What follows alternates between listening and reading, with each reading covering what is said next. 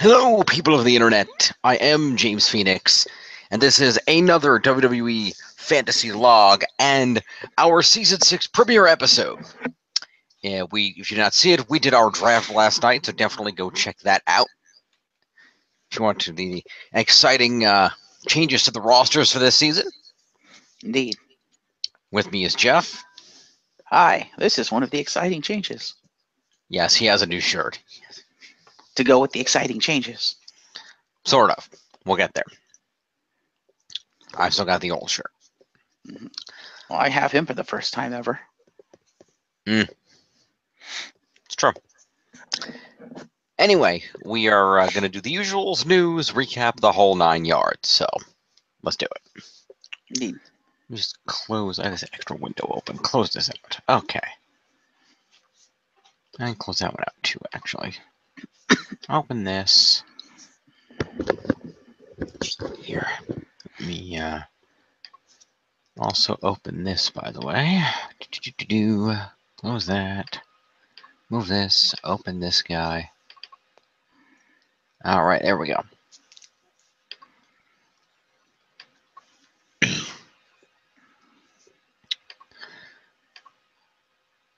So, quite a few things happened this week. We're going to discuss them. Fair enough.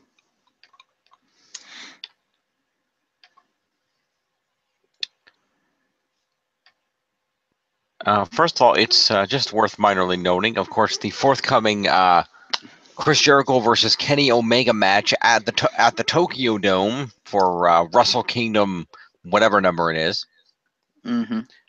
Has now been made after the assault that have occurred where Jericho attacked Omega during one of the NJPW lead-up shows, and Omega returned the favor during Jericho's press conference. The match has now been made a no disqualification match. What the hell is this, WWE? Apparently. Okay, then. So that's happening. So stay tuned for that at Wrestle Kingdom. What else we got? I'm just going to jump around. I don't have segues tonight. Fair enough. Next up, worth noting on a follow-up from last week that it seems, based on statements being made, that Rich Swann and his wife have reconciled after the situation that led to his arrest. Vanara Sue Young Riggs posted on her Facebook page, I cannot wait to see my husband tomorrow. After such an awesome weekend of wrestling debuting in 2 different promotions across America, nothing would be better than to see his face. So apparently they're okay. Also, Pro Wrestling Sheet is reporting Swann has been working with both investigators and lawyers to prove his innocence.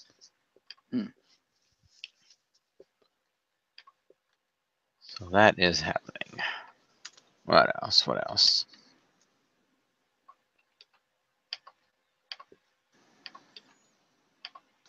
Speaking of women in potentially violent situations.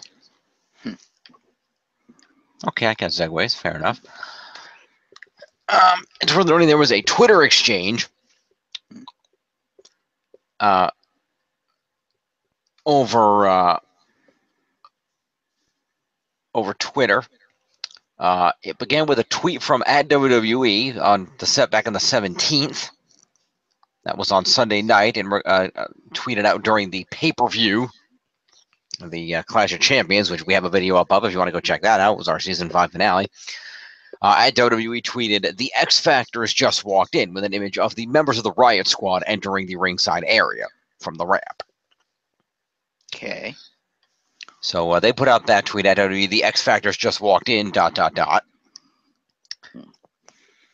Becky Lynch, who, of course, has been out recently filming a movie with The Miz, replied, ... and all the fans just walked out. Wow. At Liv Morgan, "You only live once," replied, "and every time you scream straight fire, we all cringe on the inside." Ouch. Becky Lynch replied, "and every time you wrestle, we all cringe on the outside." Ooh, damn. Shots fired. She also included what appears to be a clip of Liv Morgan wrestling, presumably in NXT, or possibly during the battle, that Lumberjill match. I'm not sure. There's just a bunch of women at a ringside area. Let me say, play.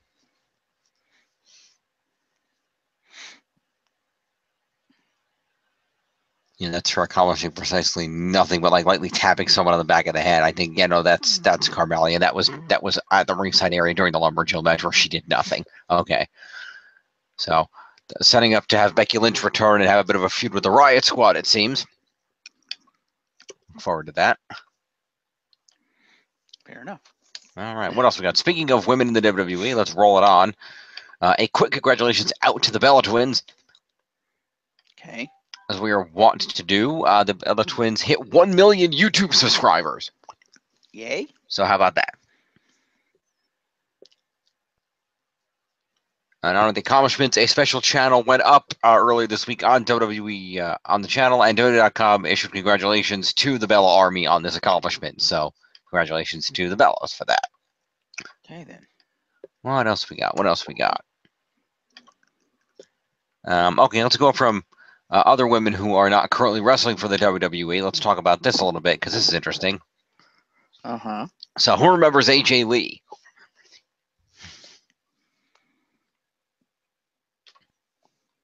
Did he yes? You didn't see me raise my hand? No. I have the news up, not you.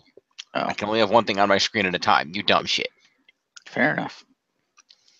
Well, for those of you that are not aware, AJ Lee recently put out an autobiography called Crazy is My Superpower.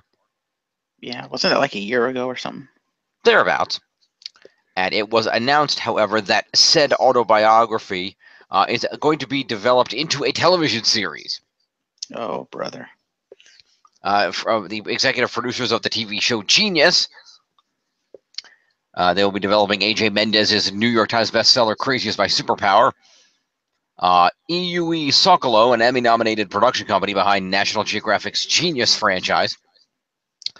For those who don't know, that is the franchise that starred the wonderful Jeffrey Rush as Albert Einstein. And producer Jeff Fisher are bringing AJ Mendez's New York Times bestseller Crazy is My Superpower, How I Triumphed by Breaking Bones, Breaking Hearts, and Breaking the Rules to television. AJ herself will serve as an executive producer and writer on the project. Okay. And apparently Jeff Fisher initially talked to her about the book and told her what an amazing story this had, said Sam Socolo, a founder of the company. And we're so excited to get to work with AJ and tell her incredibly inspiring story. The book was released back on April 4th, and a paperback will debut this coming April 3rd, 2018. Terms of the deal were not disclosed or in regards to exactly what medium that show might air on, but it is forthcoming. You realize if they actually tell the truth, or at least what's actually in the book, you do realize they're all going bankrupt, right? Uh-huh. Because Vince McMahon will not allow them to make him, his family, or his company out to be the bad guy. He just won't do that. Yeah, except he can't do anything about it. Sure he can. No, he can't. He can sue them for slander and libel. Yes, but at the same time, unless... It's not slander and libel if it's the truth. But do they have proof it's the truth? But the thing is, if Vince and his company are going to make an accusation of it not being the truth, the burden of proof is on them, not her. They have to prove that it's not. Oh, they'll prove it. No, It may not be. It may not be. Shall we say legal proof or actual proof? But they'll prove it. It's Vince McMahon.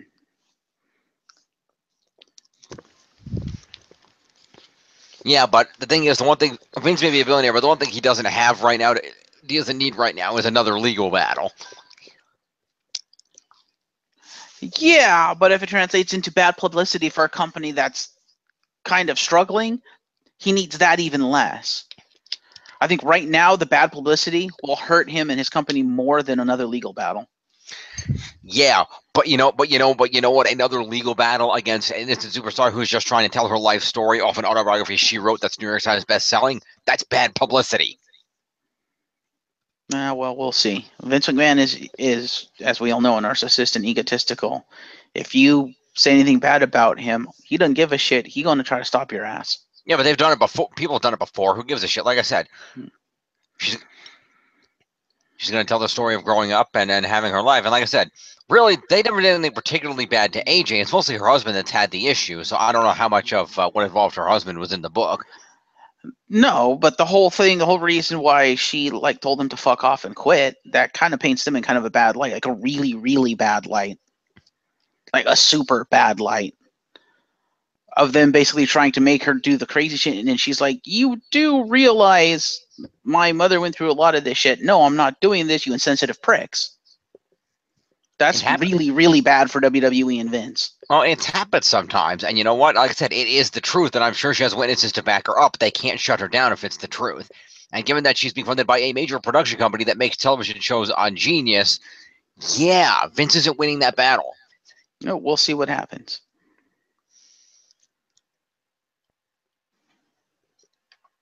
I put to you, he issued a cease and desist on fucking the Bullet Club for the 2 Suite, which is really fucking petty. This is arguably, by degrees, a lot less petty. So, and is liable to hurt Vince McMahon in the WWE a whole hell of a lot more. So, yeah. We shall see what happens, but I have a feeling that that part of the story Vince will not allow to be shown on TV. Well, it's not his decision. Well, we'll see about that. Anyway, moving on. Yeah, look, because if Vince is trying to found a football league, he doesn't have the money or the time to deal with that. Well, we'll see. Trust me, it's not going to matter. Anyway. What else we got here? What else we got? What else we got? We did AJ. We got rid of that. I don't know what else we got. Well, you said you had like 13 things. I do. I got a bunch of them trying to decide what other one to do next. Well, since I just brought it up, what the hell? I'll just segue over to that. It was one of the bigger ones, but I'll just segue to it now. Okay. So, it was announced this week that Vince McMahon has established and is funding a new entity called Alpha Entertainment that he intends to use to pursue sports and entertainment ventures outside of the WWE. Specifically, Vince has seen the current controversy and issues surrounding the NFL, players leaving, everything else, in regards to all the controversy about kneeling during the anthem and whatnot, and has seen this as the declining NFL ratings and sees this as an opportunity to open up in a market by founding his own football league. It's where Vince founded this individual company and transferred to it 5 trademarks for XFL-related property. Oh, Vince, this didn't work last time. It's not going to work this time. So we will see exactly how that plays out.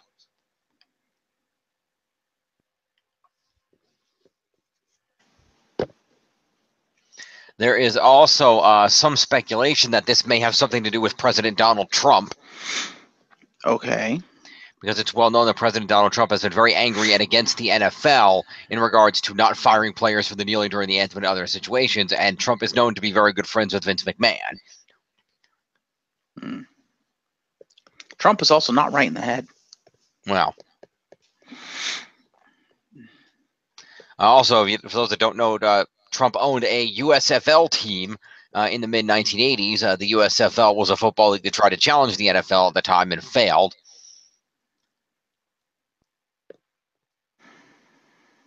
And at the time, he was extremely critical of the NFL and encouraged the USFL to compete directly with the NFL in an aggressive way, and that aggressiveness ended up being blamed for the league failing. So Vince McMahon has trademarked, filed new trademarks for the XFL, and also WWE extended and filed the new trademarks for XFL, and Vince himself trademarked URFL. United Football League, UFL, and For the Love of Football. Okay, then. So, in addition, to prove that Vince is serious about this, even more than what's already been stated. It's noted later in the week that Vince McMahon sold 3.34 million shares of WWE stock, valued at about $100 million, in order to fund Alpha Entertainment, LLC. This did cause a small dip in WWE stock prices, but they recovered fairly quickly.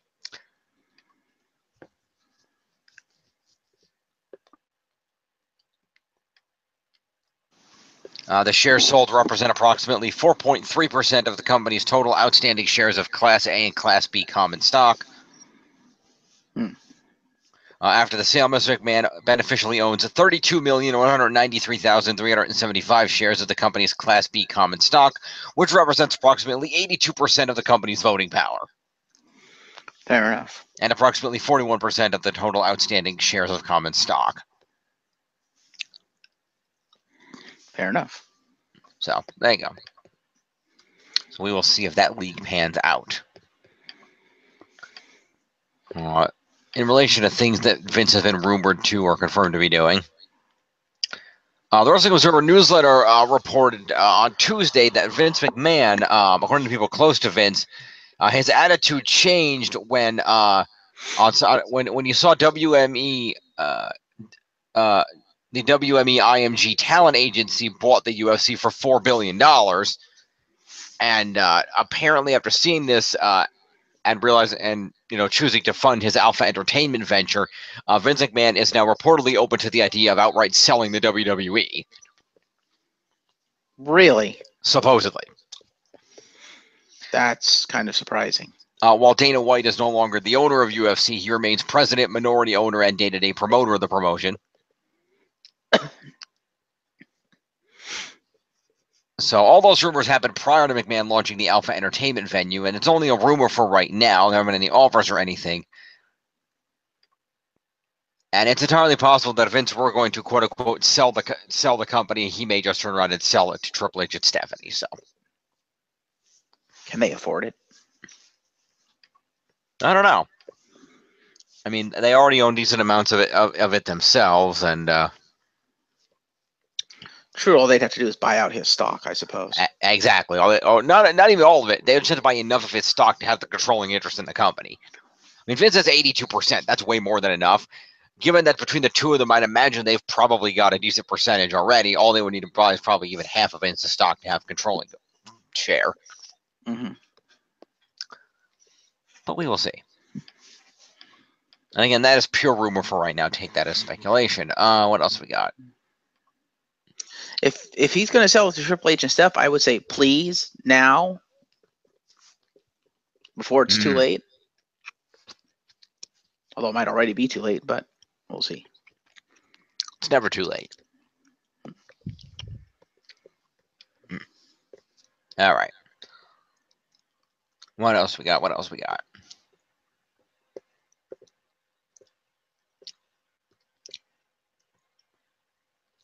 Other things affecting the WWE. Let's do this. All right, we'll do that one last. All right, let's do this one next, because we're going to talk about this more when we get to the recap portion of the program. Okay. But it's worth noting that Dean Ambrose is injured. Yep.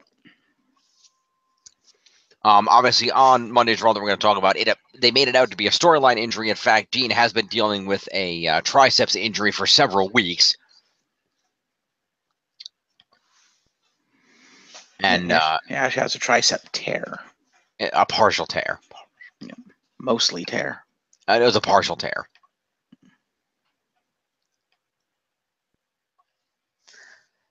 So they had high-grade triceps tendon injury. They weren't totally sure what was going on until they got in there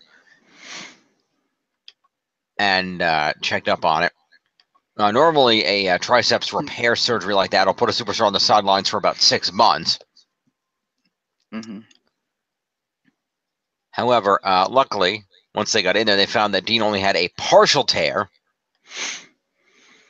They said that it was almost about 50% torn, about halfway.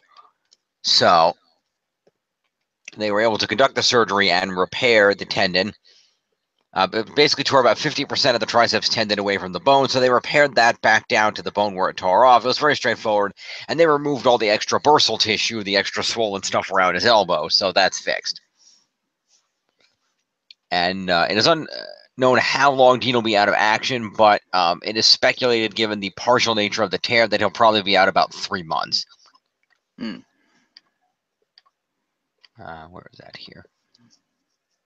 Well, he's going to have to modify his moveset. Why? Well, because unless he wants to injure it again, he should probably stop doing the elbow drops and maybe even the clothesline that he does. The wacky line, whatever it's called. Right. That would be the lunatic lariat. Yeah. Actually, the lariat might be okay. The elbow drop would probably aggravate the tricep. Most likely. There. It's possible that he first injured it at the TLC pay-per-view because he took a bump on a table that didn't break, and people theorize, and his elbow swelled up immediately, but he kept working through it. So it's possible that's when it was originally injured. Which is fair. And it's worth noting that Jason Jordan is going to be replacing Dean Ambrose at house shows, wrestling tag matches with Seth Rollins against The Bar. Oh, really? Oh, please don't do that. Only at house shows, not on TV.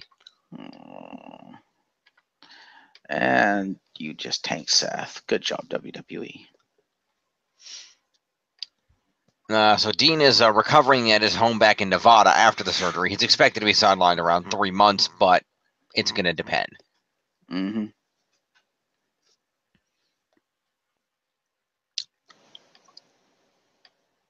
Also, on a fun unrelated note that I'm going to mention just briefly the next story because it's covered here. People may have noticed the Clash of Champions pay-per-view that there were cameras set up at the ringside area on a little triangular stand, among others. Those are robotic cameras, and they were testing out the virtual reality broadcasting that WWE's working on debuting. There were 2 on top of the ring post and 2 outside the ringside area. So fans will soon be able to, through their virtual reality headsets, actually feel like they are sitting at ringside at any given WWE event. So that's fun. All right, what else we got? I don't know if the ring post is the best place to put a virtual reality camera. Why? Well, number one, Cesaro ate a ring post, literally. So we know they get up there. Also, a lot of superstars go up on top. So, yeah, I don't know how stable that's going to be for cameras. Well, realize, if you ever look at the ring posting, they don't generally stand on the ring post itself, especially not since they turned them into screens. They normally stand on the top of the where the ropes are connecting on the rope joint.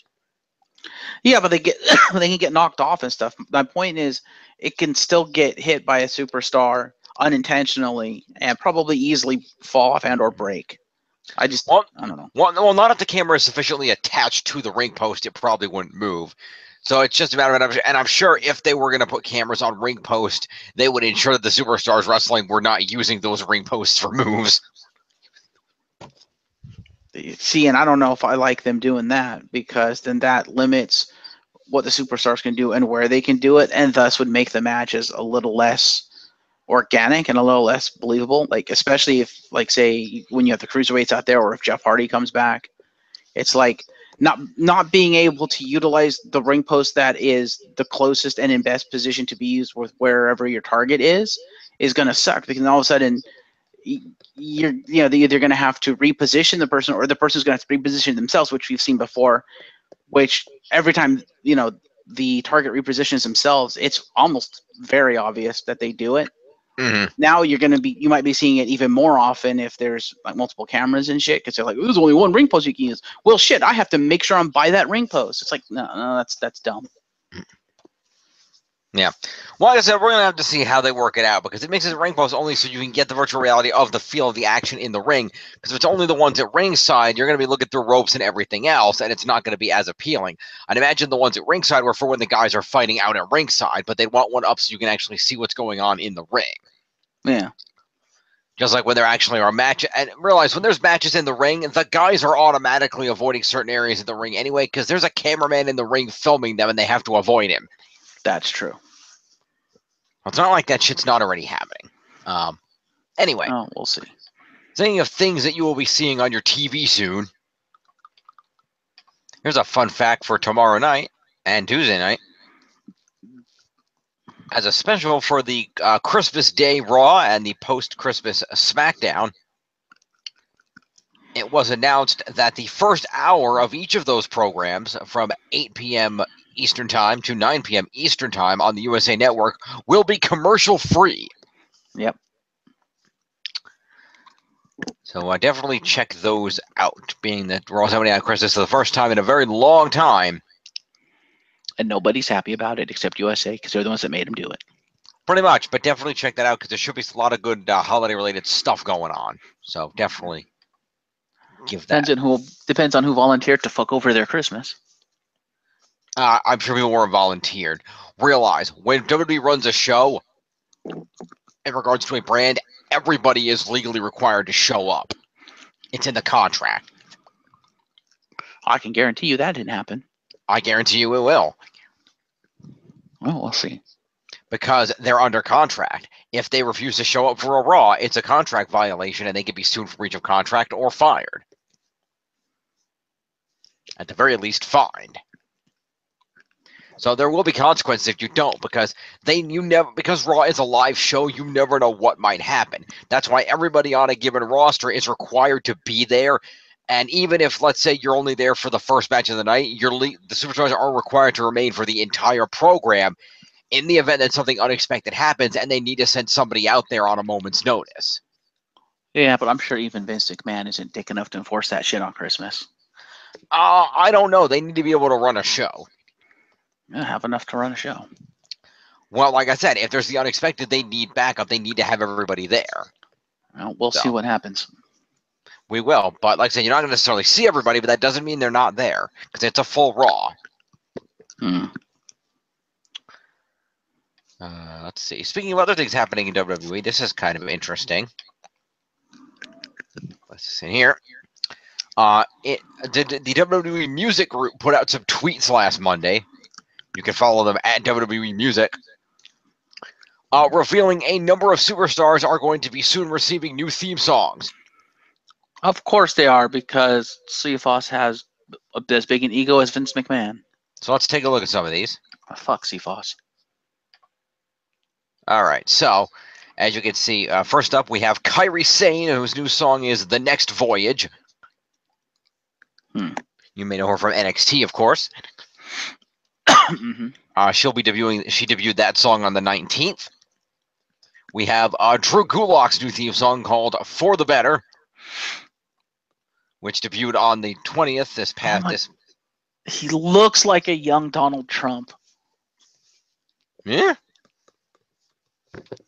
He also looks like a young Spoonie, but that's neither here nor there.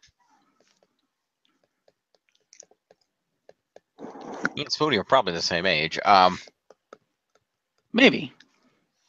We also have Tamina's new theme song, What You Think. Which debuted a few days ago. 12/21, yep. And we have Jack Gallagher's new theme song, Gentleman. Okay. Which the 22nd was the debut on that on Friday.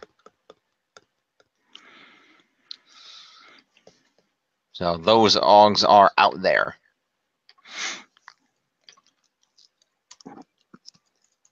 Fair enough.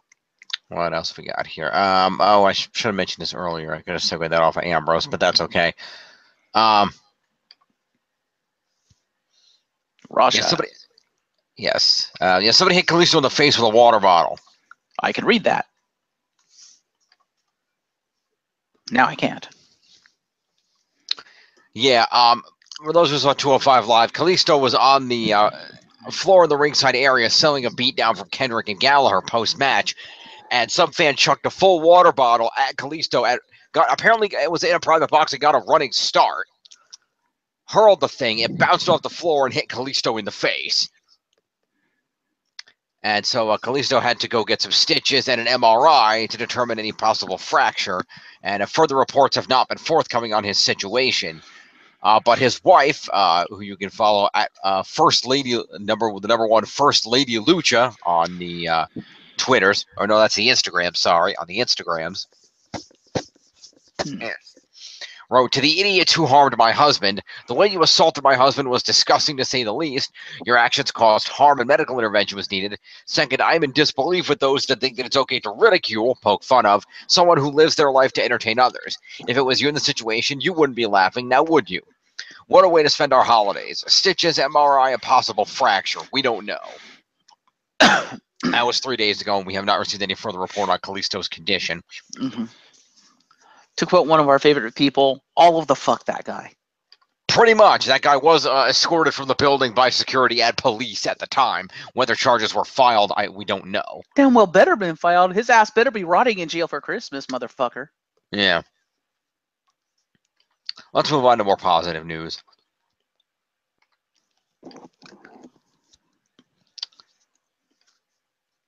So, yeah, names have, given the time of the year we're entering the road to WrestleMania here, names are being floated for the Hall of Fame. Yeah. Yeah. Yeah, okay. Yeah. One of the names initially floated was Dave Bautista. However, given that Bautista has stated he's interested in coming back to WWE for a full run, and a full-time run, not a Brock Lesnar run, that would probably push off his induction for at least a year, if not more. Yeah. The current names for the Hall, noted a couple of weeks ago as options, included the Dudley Boys. Isn't Bubba Ray still on the indie circuit? Yes, but who cares? As long as he's not with TNA, they don't care. The Dudley Boys. Bam Bam Bigelow. Celebrity induction Kid Rock. Okay. Ivory. Okay. And headliner Goldberg. Yep. Don't yap like you knew that. I did. You didn't know that. I did. You didn't know that.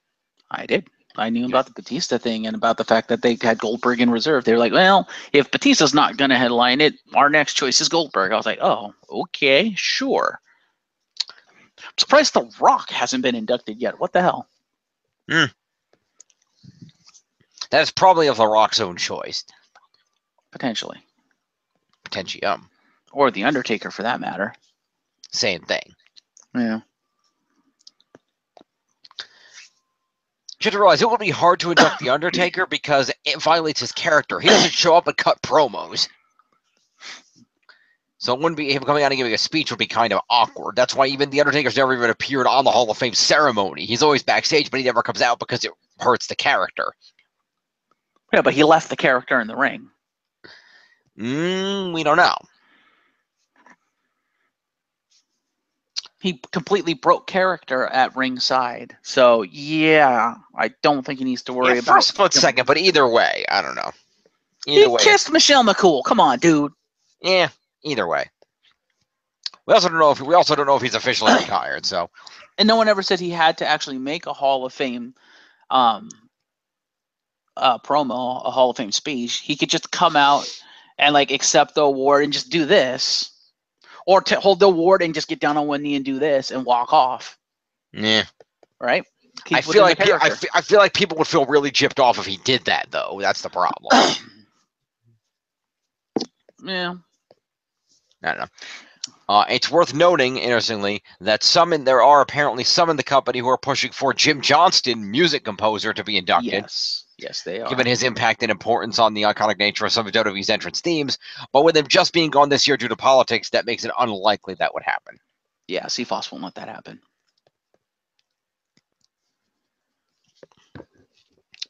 So, that's your Hall of Fame lineup. Good lineup. And lastly but not leastly, in the realm of iconic things happening, and again, we'll also talk about this a little bit on Monday Night Raw's recap. It was announced that this year will feature the first ever Women's Royal Rumble match. Yes, we still don't know how many. Because there's all kinds of numbers flying around. We don't know. But there's numbers all the way from 15 to 30. We just don't know. It's more than 15. Well, one report was the original number was going to be 15. Another report says 20. Another report says 30. So go fig. 20 seems likely to me. I don't know. Well, I do, because right now there's 9 active women on each brand's roster. Fair enough. Also, we have one sort of tease for a return, but I don't know if that was just her being facetious or if she's serious. Okay. Trish Stratus. I did see that tweet. She's like, now wear them boots. Yep. Yeah. So that will be forthcoming, and that'll be very interesting. It is worth noting, one of the rumors that was flying around, in order to set up WrestleMania and to have a big surprise for the Women's Royal Rumble, one of the speculation was that one of the surprise entrants and the winner of the Women's Royal Rumble would be Ronda Rousey. That is highly likely, given a few facts. Okay. So number one, now this is all based on the assumption that she is in fact going to sign with WWE, and there is in fact going to be a WrestleMania match involving her. Mm-hmm. Now, of course, the thing is, what reports are saying right now is that WWE is all but scrapping the 4 horsewomen idea, because the other 2 of the 4 UFC 4 horsewomen have decided they don't want to sign with WWE for whatever reason, or not necessarily that they don't sign, but they've stopped their wrestling training, which would indicate their plan to sign with WWE has ceased. Mm-hmm. But of course, obviously, Baszler is with WWE; she's debuted, and Ronda Rousey is in heavy training. Even though Mr. King of Kings is kind of denying that she's going to join WWE, but she's fucking training with Natalya. Come on. But so assuming they still want to go forward with the Ronda Rousey thing, and assuming that their chosen opponent for Ronda Rousey is going to be Charlotte, and assuming Charlotte is going to retain the title up until WrestleMania, it would make sense for Ronda Rousey to come in maybe at number 30 or 20, whatever the last one is, and win the Women's Royal Rumble and challenge Charlotte for the title at WrestleMania. Mm-hmm.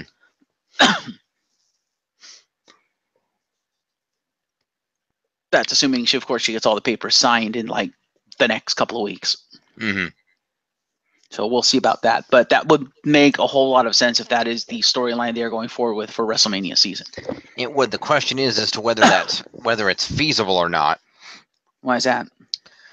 Purely because it was noted that as of right now, Ronda Rousey is actually out of the country filming a movie and will be until after WrestleMania. Oh. Or no, after the Rumble. Sorry, after the Rumble, rather. Fair enough. So they may not have her do Rumble. They may have like a Raw superstar or something win the Rumble and just have her show up on SmackDown. Right. Well, the question at hand is, she's filming this movie. I believe it's in South America somewhere. They're filming this movie she's in. But WWE has pulled off last-minute surprises, unexpected things before, so they may fly her in for the Rumble for the purposes of doing that storyline. We just don't know. If her contract will allow it, because as Cena has pointed out multiple times, if you're shooting a movie, you are expressly forbidden from wrestling, period. No ifs, ands, or buts about it. So if she is in the middle of actually shooting it, like if she still has shit to shoot, they probably will not allow her to wrestle unless they're a little shit indie company. Well, we'll see what happens. So we'll see. But if it's a Hollywood production company and she's shooting, yeah, they won't allow it. Mm-hmm. They'll consider that breach of contract, I believe. Depends on the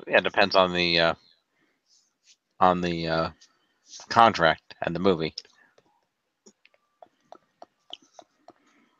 Well, it's a standard Hollywood thing. So if it is a Hollywood production company, a Hollywood studio, it's in the contract, guaranteed. Just according to Cena. Oh, we'll see.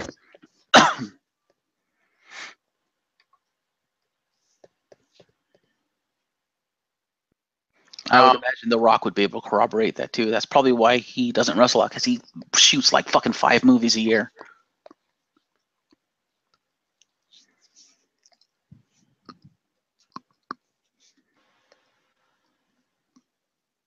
Anyway, continue. Also, apparently Ronda Rousey wants to play Miss Marvel. I'd be okay with this. I would not. Really? Yeah, really. Why is that?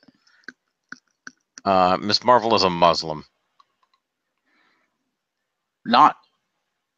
Oh, well, yeah. Well, unless it's like original Miss Marvel, but she's going to be Captain Marvel, so. Yeah, exactly. I don't know. There's been more than one Miss Marvel. Yeah, let's see. Apparently, the movie she's filming right now is she's filming a movie with Marky Mark. And they're filming that in... Mr. Shyamalan buried me. Yes, it's a movie called Mile 22. They were doing some of the filming is in Atlanta, but some of it is being filmed in Colombia, which is where she's going to be out of the country filming some of that. It's about a CIA field officer and an Indonesian police officer who must band together to fight political corruption. Okay. Iko Uwais stars alongside Rousey and Wahlberg, apparently. So. Okay, then. That's the film being worked on. Fair enough. So, Women's Rumble, more details to follow. Mm-hmm. Mm-hmm. Mm-hmm. Mm-hmm. Mm-hmm.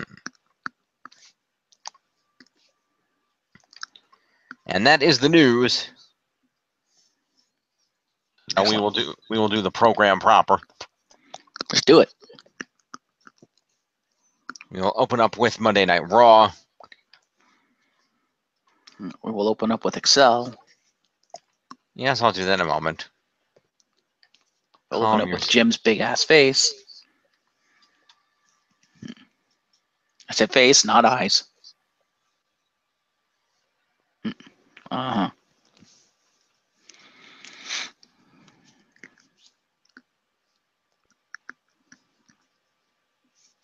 Hey, look, on Victoria's entrance. I wish she would come back. Could be Luke Harper's entrance too, his old one. Yep. Anyway, let's pop this up. She needs to be a surprise entrant in the Royal Rumble. That'd be cool.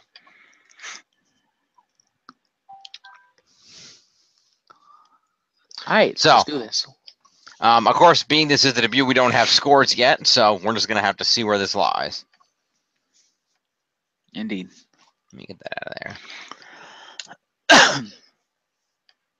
there. All right.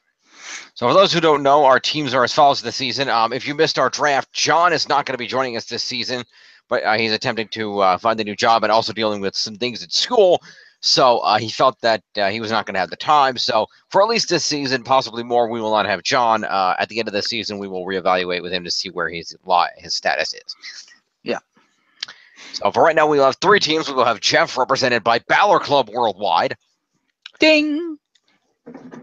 We will have me represented by the Certified Woken Beast Slayer.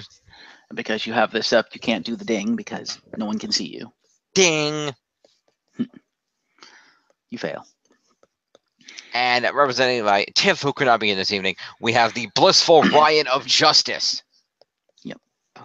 This is, well, Christmas. So, yeah. Pretty much. Merry Christmas, everybody. It is officially Christmas. It's been officially Christmas for like 3.5 hours. Or half an hour if you're in my neck of the woods. Fair. Anyway, let us do this. The December 18th edition of Monday Night Raw took place at the Dunkin' Donuts Center in Providence, Rhode Island. Okay, then. We open up with a video package about the previous week's Kane and Braun Strowman match. A Snorefest that they tried to pass off as a main event? Yeah. Kurt Angle came out and says that there wasn't a decisive winner and that by the end of the night, he will announce who will face Lesnar at the Royal Rumble.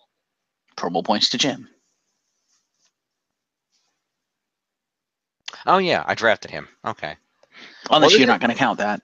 Well, this isn't... I'm only going to award points to people like him and Shane if it's directly in relation to their storylines. So, in other words, if he comes out and talks about Jason Jordan, you'll award it.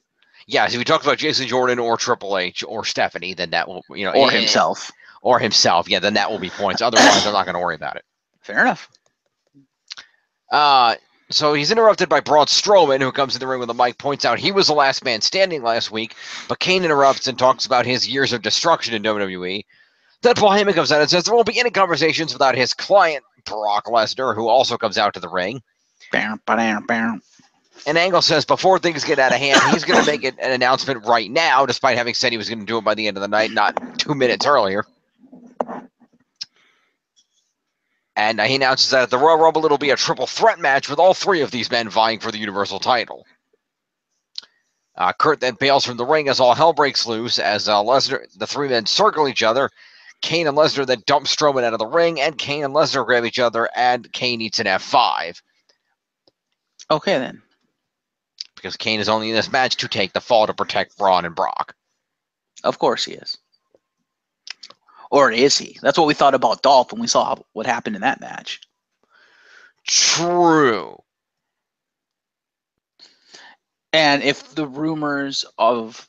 Well, actually, no, but the thing is that they were going to take the title off of Brock. They would give it to Braun. There's no reason they wouldn't do that.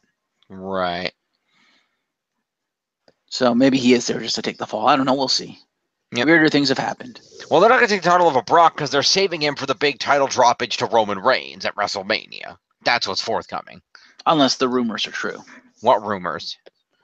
That Brock is looking to make a quick exit out of WWE for Hollywood. Well, that's his problem. He signed a contract. Yeah, so? So he's contractually obligated to remain until it's over and make these contractually obligated appearances.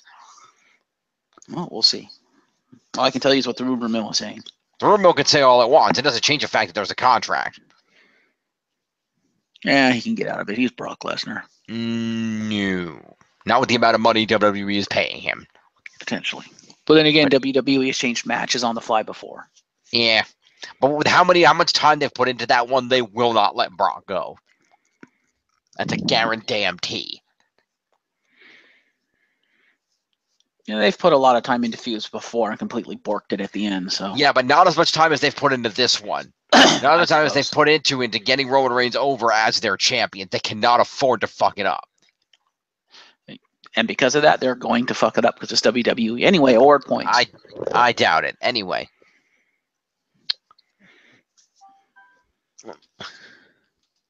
Dinging. Anyway, so promo to 3 people because Brock just showed up, so he doesn't get no points for that.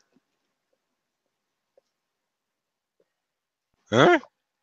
Promo to Paul Heyman, promo to Kane, or promo to Braun. Uh-huh. Because Brock didn't say shit. He just came out and beat people up. Right, which is why he'll get points for that. He'll get points for the assault, but not for the promo. That's what I'm saying. Well, let's calculate the whole thing if we're going to do it. Okay. All right, so Braun Strowman gets promo. And an assault. He didn't hit anybody. Oh, he just got dumped out? Okay, fair enough. Yeah, the two of them throw him out of the ring. He didn't do shit. Okay. So he gets 5. Promos 5? Oh, okay. Yes, promo's 5. It always has been. Fair enough. I thought it was less than that. Fair enough. No, promo's 5. Mini promo is 3. Full promo is 5. Ah, okay. Paul Rusk gets a promo. Yes, I know. We're gonna get down there. Hang on a minute. Brock Lesnar is gonna get 6. Well, he was out. I don't know. I'll give him a mini because he's out there as part of the promo. And then he'll get 3 for that. He'll get 4 for the assault is 7, and 1 for the F5 is 8 points to Brock. And Kane will also get the assault, and promo is 9 points to Kane. Where is he? At least with Kane, I get main event points at the Rumble. He's not going to win, but at least I get main event points. Paul Rusk. Yeah. You want points or not? Don't me. Yeah. Okay, next segment. Calm yourself, Iago. I assume that was the end of the segment. It was, but calm yourself. I know it's the next segment. You don't need to tell me what the fuck to do. Yeah. Go to the next segment when I'm damn good and ready. Yeah. Urban New York Rage. Anyway, Seth Rollins comes out for a match against Samoa Joe, but instead of Joe, he gets Jason Jordan, who gets on the mic and says he thinks he deserves a shot at Joe first. Rollins starts to tell Jordan he's out of line, but Joe interrupts, saying that they should fight each other, and then the winner should fight him. Okay. Rollins declined, saying he's already been booked in the match with Joe, but then Jordan attacks and Rollins is like, all right, fine, I'll beat your ass first. Okay, then. So that is a promo to those three gentlemen. And I'm not going to give Jordan assault points for a shove. Mm-hmm. So.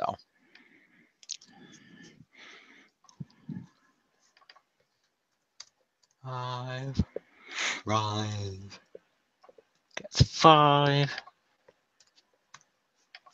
And Samoa Joe is going to get 5 for the promo, and then also he stayed at ringside, which was effectively commentary. So that's again an additional 5. So Joe's going to get 10.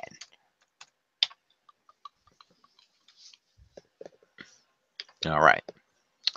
So then Seth and Jordan have a one-on-one match, which Seth comes out the victory on, off of a flying knee.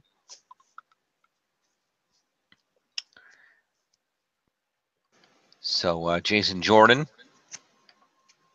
is going to get himself 5 points for competing in a match, and 2 moves is 7 points to Jason Jordan.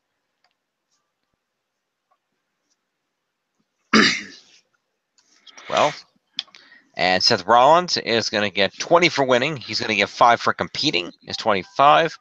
And 7 moves is 32 points to Seth freaking Rollins.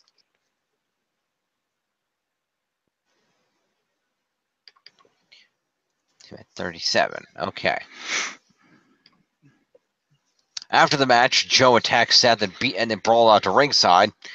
They then fight back into the ring, and the ref breaks them apart, but Joe hits a cheap shot and a Uranagi, and then continues to beat him on until refs pull him off. Okay, then.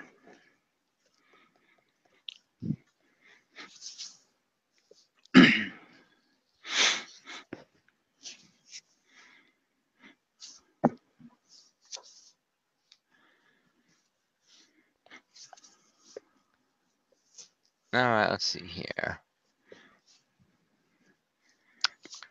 So that's going to be assault to Joe and a Uranagi. So 5 to Joe then.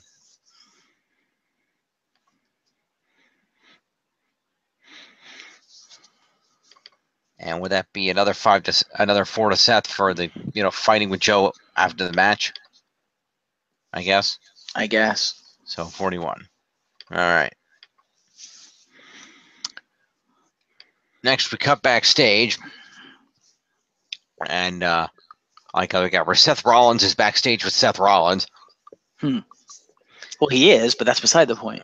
Yeah, no. Dean Ambrose is backstage with Seth Rollins, and they confront Kurt Angle. Rollins says he wants Joe no matter what tonight, and Ambrose wants Joe too.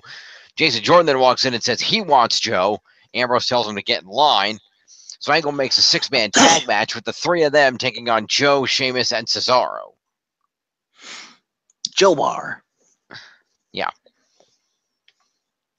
So that's Mini, 2 Rollins, Ambrose, and Jason. The Samoan Bar. Yeah.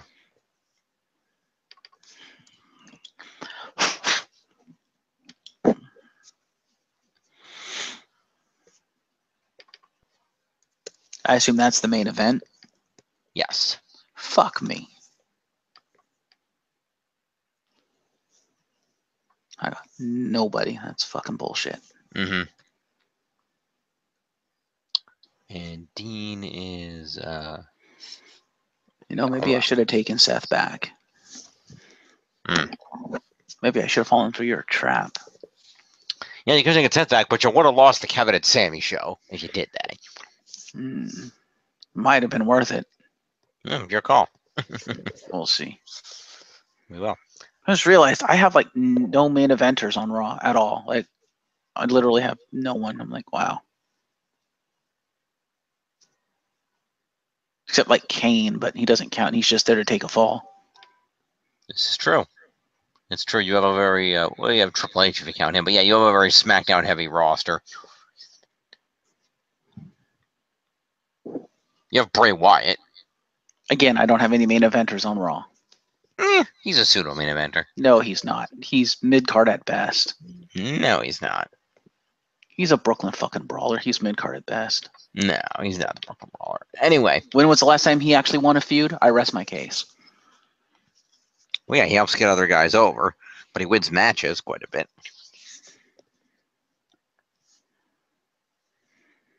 Anyway. So next, we see a pre-taped Woken Matt and Bray Wyatt segment. Matt saying that the great war between them must end.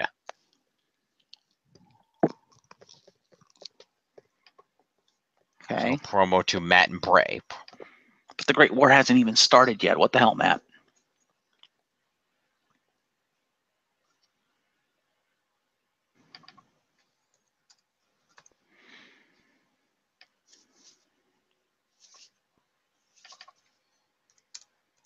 All right. Unless I get an amazing amount of points on SmackDown, I think I might Considering screw you have myself. most of the SmackDown main event, you will. Fair enough. You've got AJ, Shinsuke, Yes. Kevin, Yes. Sammy. Oh, that's the main event. Fair enough. What? I didn't mean the literal main event. I meant the main event scene in general. That's true. Anyway. Anywho. Next. Yes. So next we have a handicap match of Finn Balor versus the Miztourage. Yep. And so the Miztourage use frequent tags to control Balor in the opening of the match, but eventually Balor fights them off and gains an advantage. But unfortunately, Bo attacks him and doesn't stop, so gets himself disqualified. Fuck you, Bo. Couldn't give me a fucking win, could you? He could not. I mean, he gave me a win, but it wasn't a full win. I'm like, fuck you. He does not believe that you deserve a win. Fuck you. All right, so of course, traditionally off of a DQ ending, so that was an unintentional DQ win for him, and an intentional DQ loss. Yes. So that means that Curtis Axel is just going to get 5 for being in the match. Yes. Well. Easy. And Bo would get 5 for being in the match, minus 4 for an intentional DQ. Would be 1 point to Bo. Neither of them hit any moves, huh? Not that I have an indication of here, no. Fair enough. Finn Balor. Actually, no. Axel hit 1 move. That's a lie. And you minimized it. I'll fix it. Hang on. Okay.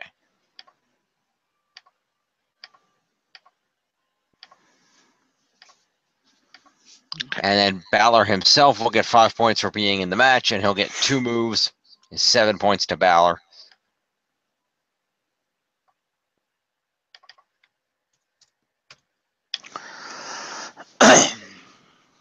Okay. Post-match, Balor is beat on by the Miztourage in a 2-on-1 assault until he's rescued by Hideo Itami. Out of nowhere. Out of nowhere.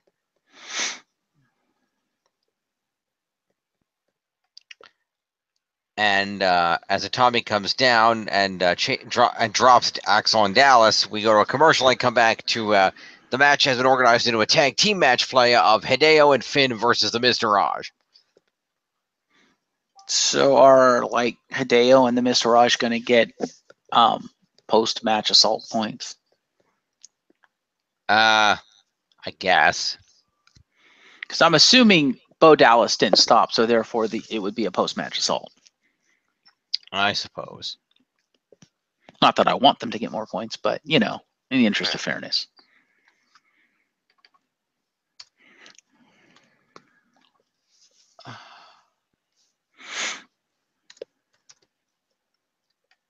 And right.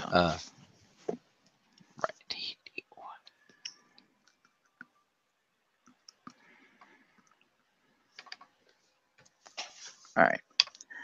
You said this was a match. It's a tag team match player. Right. Finn and Hideo come out the victory with Hideo nailing his go-to-sleep maneuver. Wow. What? Finn didn't get the victory. He did not. Not Hideo's debut. He kind of has to win. No, not really. He could just win on 205 Live, but okay, whatever. It's not like, I don't know. I just figure since Hideo's not going to be a quote unquote main roster superstar, I feel that Finn probably should have got the win because he needs it more on the main roster. Yeah, but Finn's had wins. Finn beat Bray Wyatt in a feud. That doesn't say much. He beat AJ Styles. He did.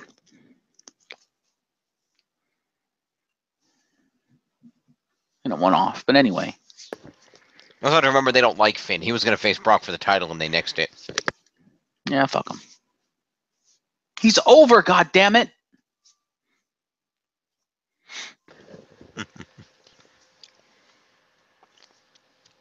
Yeah, well, so was Zack Ryder. Yeah, well. Yeah, but Zack Ryder doesn't have the level of talent Finn Balor does. No. Anyway, so the Mr. Raj will get 5 points each for being in this match.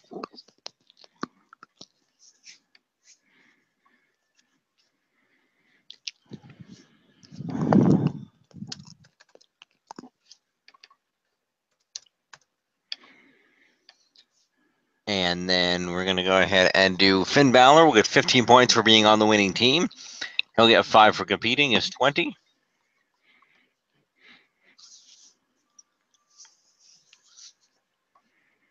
Okay.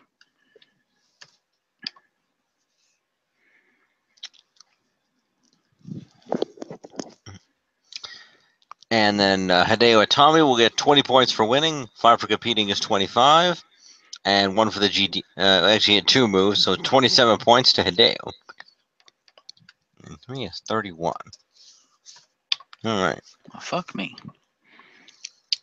All right. Next, after this, we cut to the back where Cedric Alexander does an interview talking about how he wants to beat Enzo for the Cruiserweight title and that he will beat Drew Gulak to go on to do so. And then he proceeds to do so. He does.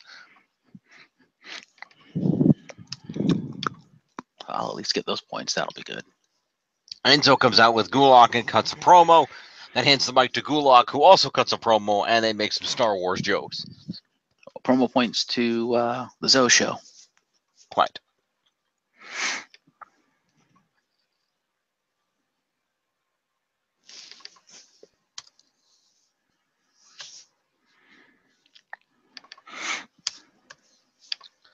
And then we have the aforementioned match of Drew Gulak versus Cedric Alexander, which Cedric wins off of a springboard clothesline and a lumbar check. So Cedric hands him his ass. Indeed, and after some stiff shots, Gulak also starts bleeding from his nose. Okay, then. You reckon that was intentional or unintentional? I don't know. He does hilariously shove some tissues in his nose during the next segment, so we'll see. Anyway, Drew Gulak gets 5 points for competing. Okay.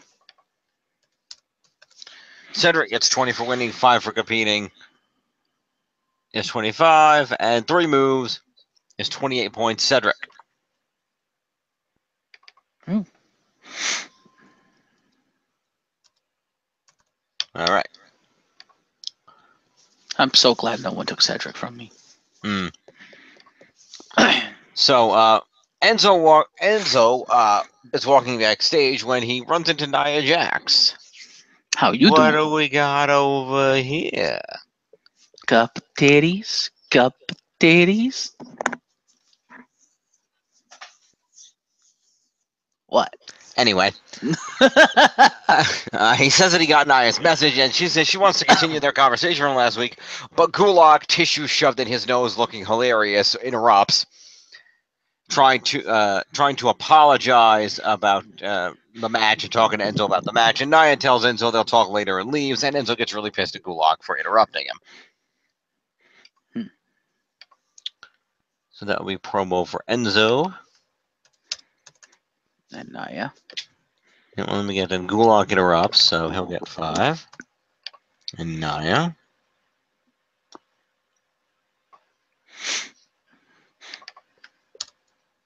All All right, we then see a pre-tape promo from Alicia Fox saying that her match against Asuka won't get interrupted this week, and she'll finally take her out. She then proceeds to lose to Asuka again. Nah. Fox just managed to come back with a big boot and a headlock and a Northern Light suplex for a 2 count, but Asuka unfortunately comes back with a drop kick, a toss across the ring, and the cross armbar submission. Asuka lock? Yeah. Well, the Asuka lock isn't the armbar. That's a different move. Oh. I think. I will look. You score. I already got it. Fuck you. Well, fuck you too. Yes, the Asuka lock is a cross-face chicken wing with the body scissors. Fair enough. The flying cross armbar is the other move that she uses. Fair enough. As well as a buzzsaw kick. Okay. Because Makes sense. because Tajiri, I guess. Makes sense. She's Japanese. Yeah. Anyway, so Alicia Fox will get 5. We'll get 5 for the pre-match promo and 5 for showing up for this match. So 10 points to Foxy.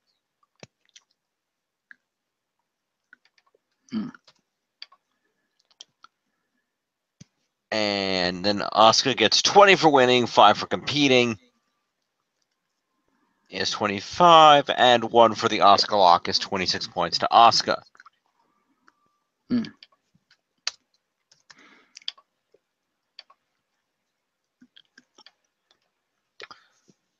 right, next up. Oh, all right, sorry. Next up is the 6-man tag match. It was not the main event, sorry. Oh, okay. So the 6-man tag match occurs, and Samoa Joe and The Bar come out the victors in that match. After Rollins throws out a suicide dive onto the enemy team, but takes out Ambrose in the process, Ambrose sells his elbow injury, and Rollins is distracted by this and ends up eating a bro kick and getting pinned by Cesaro. And Jason Jordan fucked off somewhere because he's useless. Yeah, Jason. Let's see. Jason Jordan was brawling with the guys outside the ring, and I think they threw him into the barricade or something. Yeah, he got beat up. Anyway, Joe and The Bar, victors. The Samoan Bar. Indeed. So we will go ahead and score. So first up would be Jason Jordan and The Shield.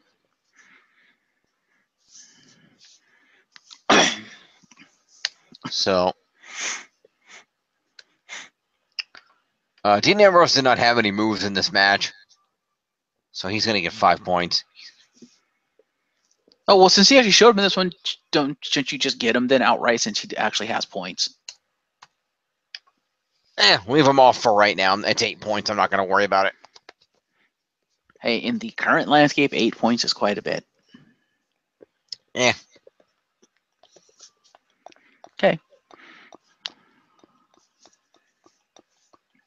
All right.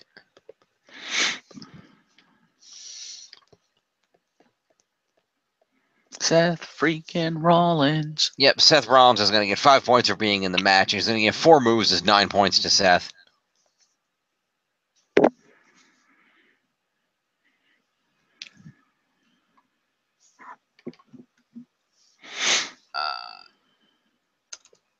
Okay.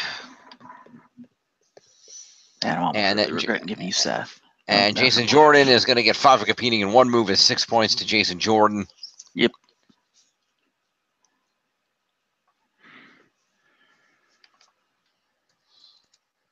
All right.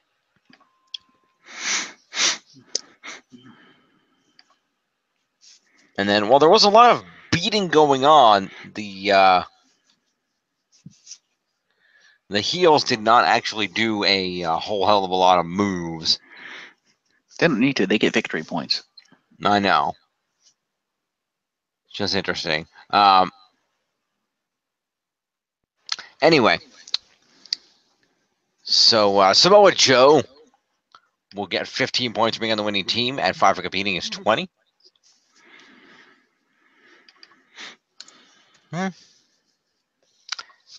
And then we will have Cesaro, who will get 15 points for being on the winning team, and 5 for competing is 20 points to Cesaro. And then Sheamus, actually no, let me correct that. Hang on, undo that. Cesaro got the win. That's 25, 20, and 5 for competing is 25. And then Sheamus gets 15 for being on the winning team. He gets 5 for competing is 20, and 1 for the brogue kick that actually won the match, despite Cesaro being the legal man and getting the pin, is 21 points to Sheamus. Hmm.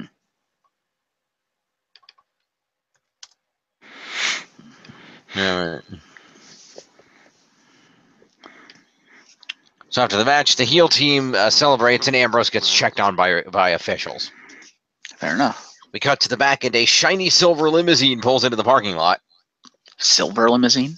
It was a silver limousine. Haven't seen one of those before. It was kind of nice. It was silverish gray, whatever. Mm-hmm. And out of said limousine steps Stephanie McMahon, the commissioner of Raw. Hmm.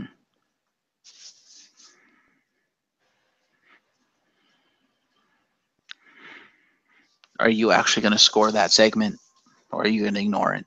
What segment? The announcement. Because that would mean you have to give everyone points for just being out there. Yeah, we'll get there. Okay, I didn't know if you were going to actually score it.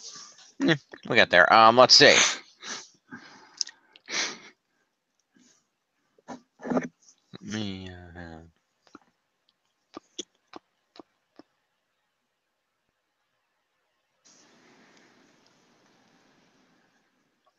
Oh, okay. I misconstrued. Sorry.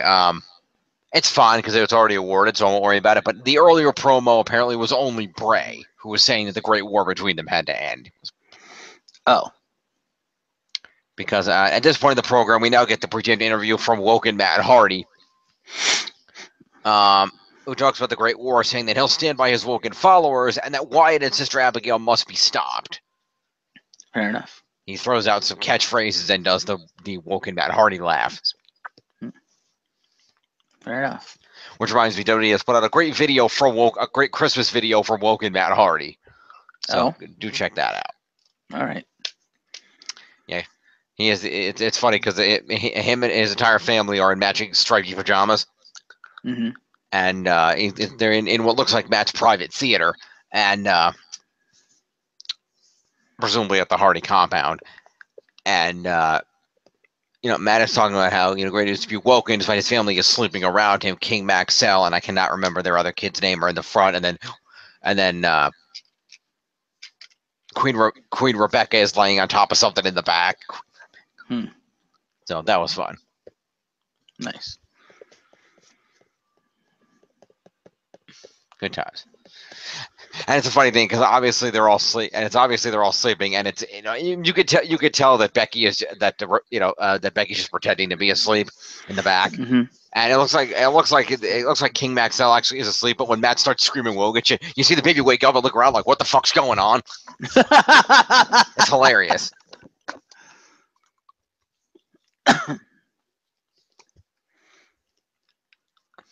Good times. Anyway. So we already gave Matt Hardy points earlier for the promo that he didn't actually do, so we're going to leave those points and move on. So Ambrose is being checked on by the trainers in the back, and Rollins is with him, and they are jumped by Samoa Joe in the bar. Okay, then. Who beat the shit out of them in a hallway. Okay, then. So then it's an assault points for Joe and the bar. Okay, then. Yes, so that's 39. And Sheamus. 25. And Cesaro. Also at 29. Okay. Next up, we go to the ring where the Revival make their debut return to squash Beauty and the Man Beast. Okay, I accept that. Mostly by beating the hell out of Heath Slater and then punching Rhino off the apron. Of course, because it wouldn't be believable that they could come anywhere close to beating Rhino. Yeah. Despite the fact he's considerably older than they are. Yeah.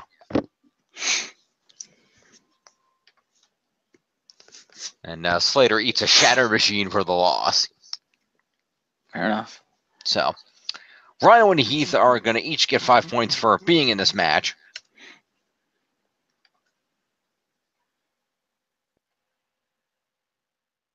So did the Revival get cheered or booed? Do you know? I don't recall. Fair enough.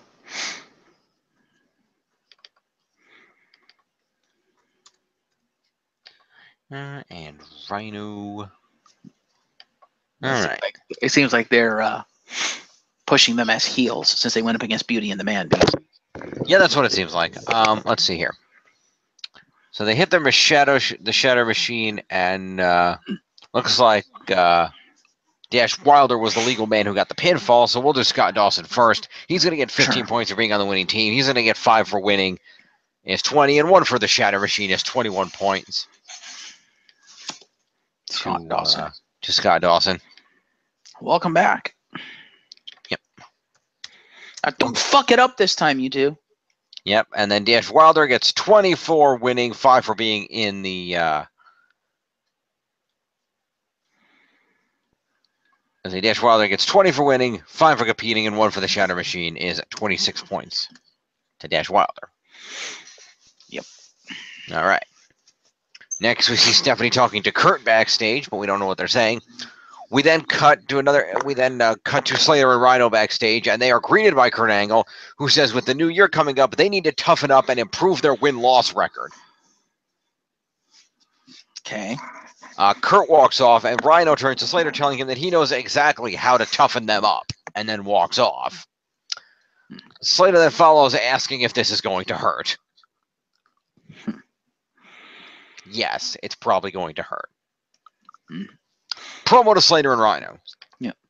Cut to Beauty and the Man Beast training with Tommy Dreamer. Yeah, right. I know exactly how to toughen us up. Cut to a construction site with the Sandman beating the shit out of them with a kendo stick. There you go.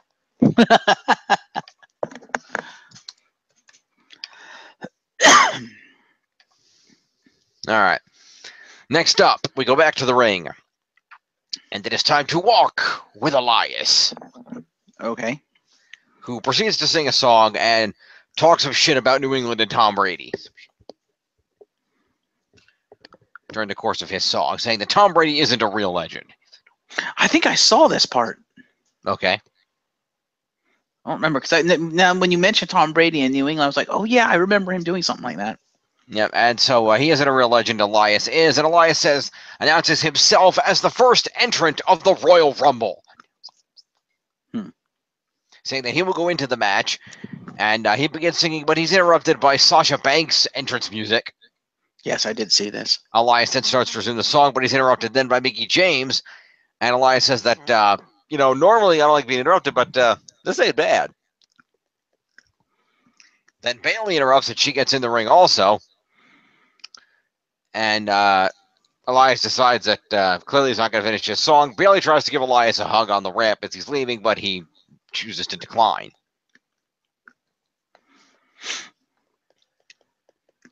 Also, Bayley had problems keeping it up. Okay. You didn't see this segment, did you? I did. I don't recall what you're talking about, though. At least one of her inflatable tube men was not inflatable. Oh, dear. Yeah, she had trouble keeping it up. Poor tube man. Anyway. Yeah. Promo to Elias.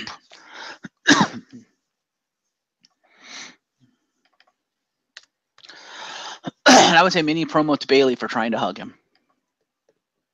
I'll give her fine. I'll give Bayley 3 points. She's your character. She's not a character. She's a person. Well, Bayley is a character. The person behind Bayley is a person.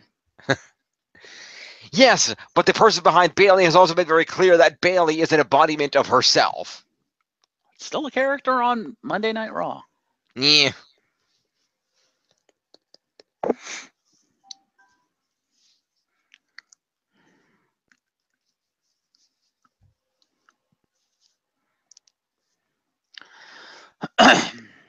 Anyway, so the 3 women in the ring then proceed to have a 6-woman tag match against Absolution.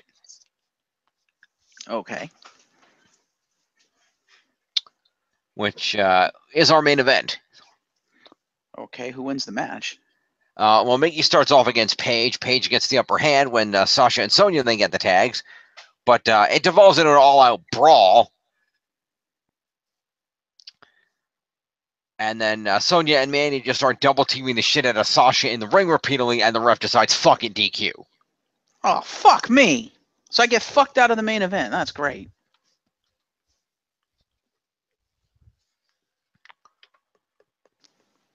Because I get negative points for that because it's an intentional DQ. So what the fuck?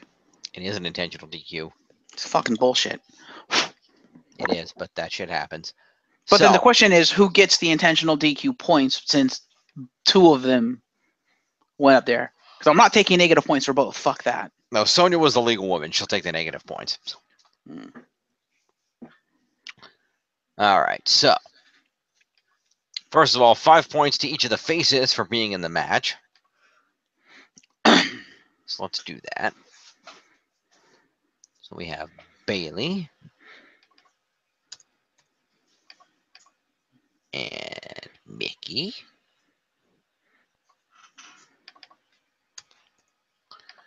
And Sasha.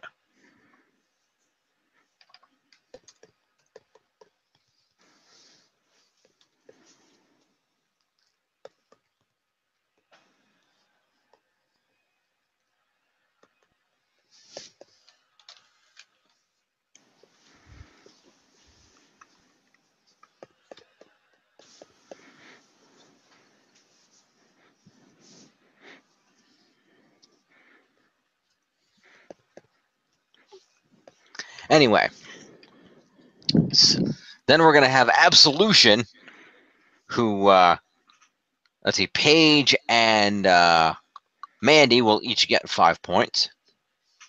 Plus, did you give points for main event for the faces? Oh, yeah, I'll do that. Hang on.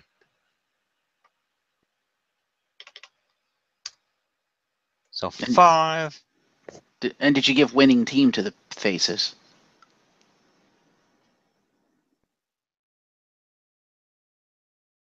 Because technically they won the match, did they not? They won the match, but an unintentional win by DQ does not award victory points. Fair enough. So Paige will get 5, and then let's see, in addition, in a minute is 4, so that'd be 9. And then Mandy Rose will get 9.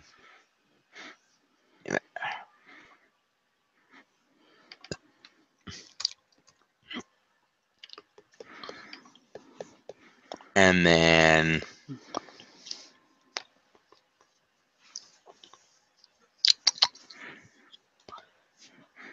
Sonya would get the 9, but she'll lose the 4 for the main. She'll lose the 4 for the main event for getting DQ'd, so she'll only get 5 points. Great.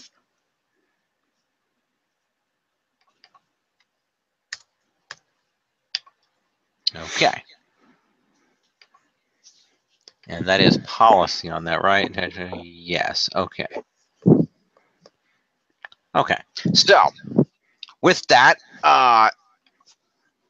the beatdown continues post-match. So, Post-match assault to the heels? post-match assault to everybody because they were all beating the shit out of each other. Oh, okay. So, everybody is going to get an additional 4 points on that one. I'm thinking. Fair. 12. And then Mickey here is 9. Oh, yeah, I still have Mickey. Huh. You do still have Mickey. How about that? No. Mandy Rose is going to get another 4. 13.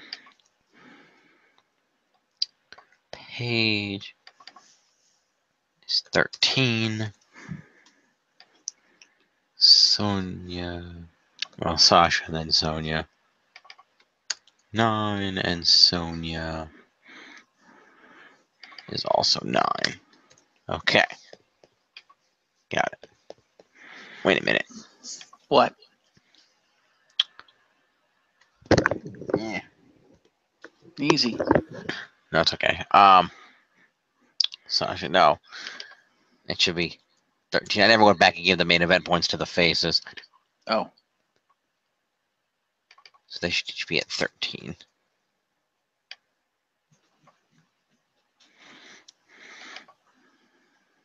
I must have given it to Bailey. Okay. Well, why is she only at 12? That doesn't make sense.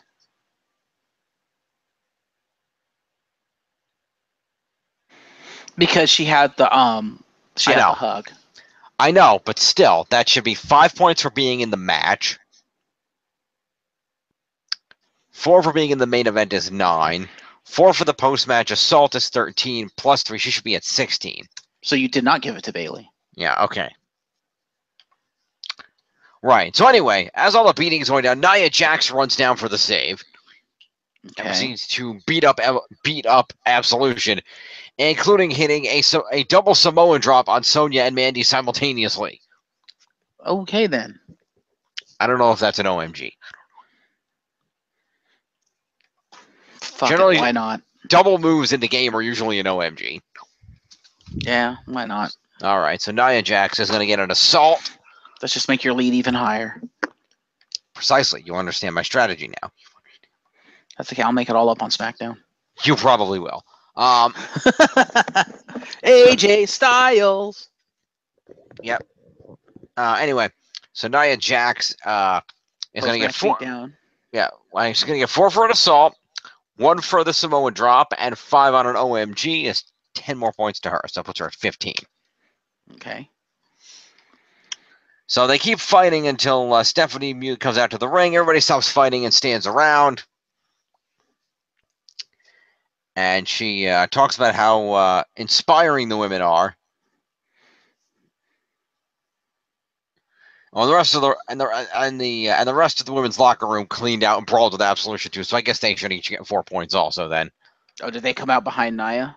Yeah, they all came out. So Oscar will get 4. That puts her at 30. You forgot Alicia Fox and Alexa Bliss. I'm gonna get them. But you kind of jumped to Oscar. That's why I mentioned it. All right, calm down. Yeah. You know, right? And then let's see who else is on Raw that had to come out. Dana Brooke. Yes. Yes, please. Okay. Titus Worldwide. Yep. Anybody else? Let's see. Keep going.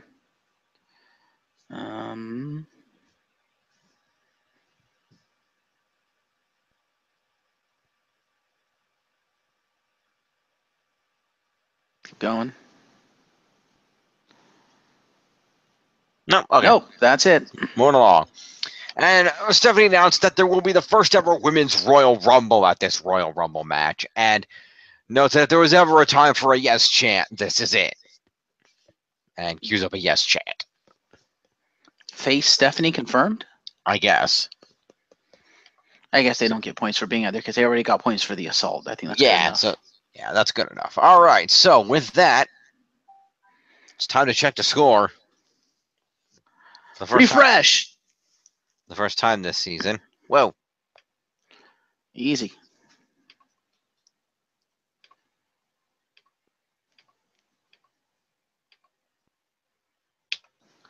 All right.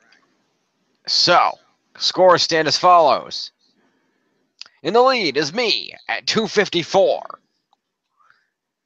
The Certified Woken Beast Slayer. Let's see. In second at 173 is the Balor Club Worldwide. And in third, the Blissful Right of Justice has 134. Type them up, Jim.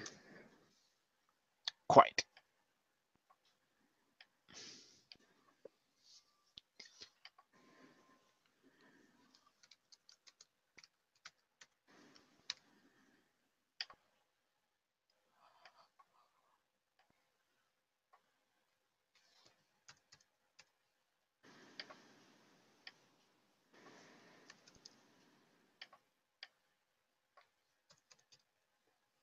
Okay. You know what? You know what the difference is? What? Seth Rollins. Okay. I'm going to have a request here. We don't usually do this, but being the first episode, I'd like to see this. Okay. Can we go to the leaderboards, please? Yeah, okay.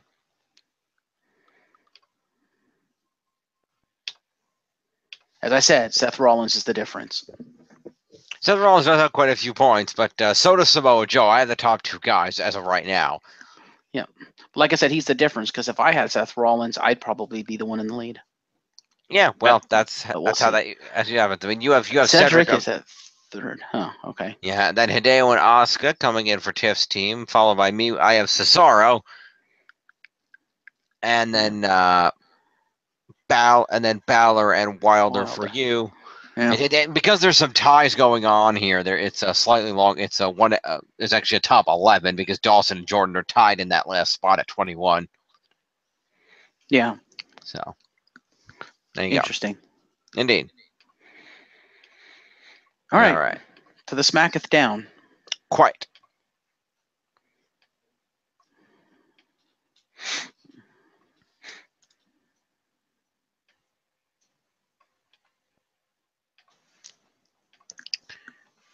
SmackDown time for you. All right, this week's SmackDown comes from the Prudential Center in Newark, New Jersey. Joyzy. How you doing? All right. We see a recap from Clash of Champions, and then Daniel Bryan comes out to open the show. Yes. He talks about the first ever Women's Royal Rumble at the Rumble pay-per-view. And then announces tonight's 6-man tag match main event featuring the Kevin and Sami show teaming with Jinder Mahal to take on Randy Orton, Shinsuke Nakamura, and AJ Styles. Okay, then. Sure, I do have most of that main event. You do. Interestingly, we each have a member of the face team. No, wait, no, you took Shinsuke. I don't have one. Never mind. Yep, I have 2 members of the face team and 2 members of the heel team. I'm teaming up with Tiff against me and Tiff.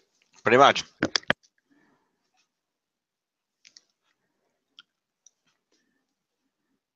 So anyway, I assume Bryan gets interrupted by Shane McMahon. Shane McMahon's music hits, and the SmackDown commissioner comes to the ring next. Talks about what happened in the pay-per-view on Sunday, saying that he knows Bryan falling into him was an accident now. And he makes a comment that he doesn't need any protection from Daniel Bryan, and Bryan tells him that he does. Bryan says Shane is a hothead and sometimes loses track of what's best for the entire SmackDown roster, including Owens and Zayn. Shane says that Bryan's empathy will be his weakness with Owens and Zayn because they'll stab him in the back.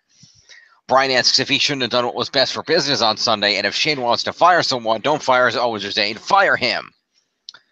The crowd makes a lot of noise, and Shane says, well, Daniel, mentions that he respects and trusts him and wishes him good luck with the show tonight, and then leaves.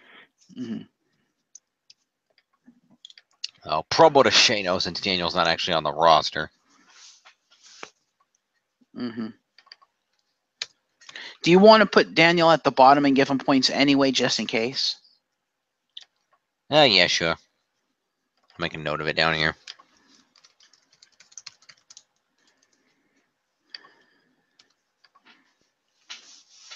Okay. I'd like to point out Daniel Bryan did not say he needed protection from Daniel. He said, no, Shane, I didn't do it to protect you from me. I did it to protect you from yourself. Yeah, okay. And then he mentions that he's a hothead and all that crap. Fair enough.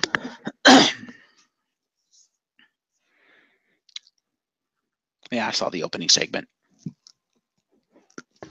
Did you see anything else? I don't remember. Continue. Probably not. The Usos take on Gable and Benjamin in a non-title match. Okay. Benjamin and Gable come out victorious off of the double team powerbomb flying clothesline maneuver. Fair enough. Shelton with the victory. I'm okay with this. So, let's see. Jimmy Uso didn't have any moves, so Jimmy Uso is going to get 5 points. Okay. Jimmy Uso. I think I did see this match because didn't Chad Gable go Brock Lesnar on their ass and take them to Suplex City? Yeah, pretty much.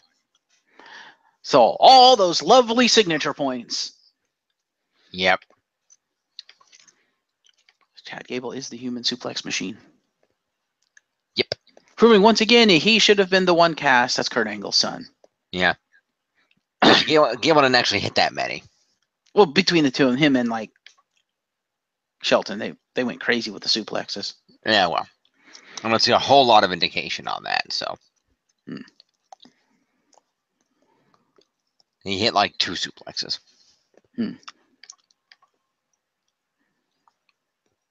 Fair enough. Continue with the scoring. Yes, quite. So Jimmy Uso got Jimmy did not get any moves. Jay did get moves. He got 2 of them, so 7 points are going to go to Jay. Okay. Then Chad Gable's going to get 15 points for being on the winning team. He's going to get 5 for competing as 20, and 5 move points is going to be 25 points to Chad Gable. Okay.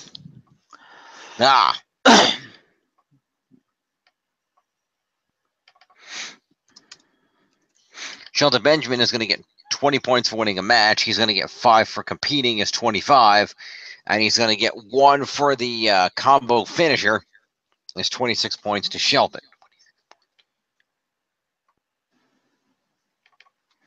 The gold standard. Yes. All right. Post-match, we are joined in the ring by Charlotte, who reminds everyone that she beat Natalya on Sunday, and then recaps Stephanie McMahon's announcement about the Women's Royal Rumble. Says that this is thanks to all the fans going on social media, making their voices heard. She's then interrupted by Naomi, who announces that she will be in the Royal Rumble and that she'll see Charlotte at WrestleMania to take her title back. So promo points to me and Naomi.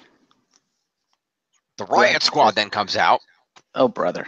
And Naomi cuts a promo on them, calling them chicken heads who won't last in the Royal Rumble.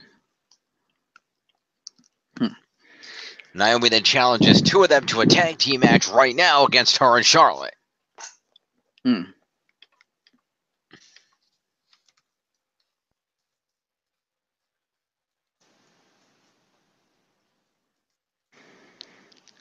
Okay, then.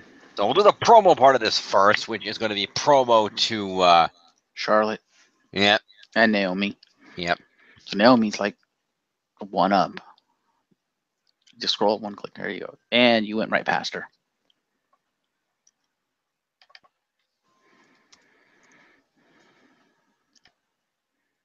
Naomi. Charlotte.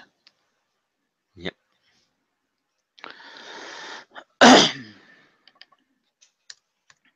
We have ourselves a tag team match player.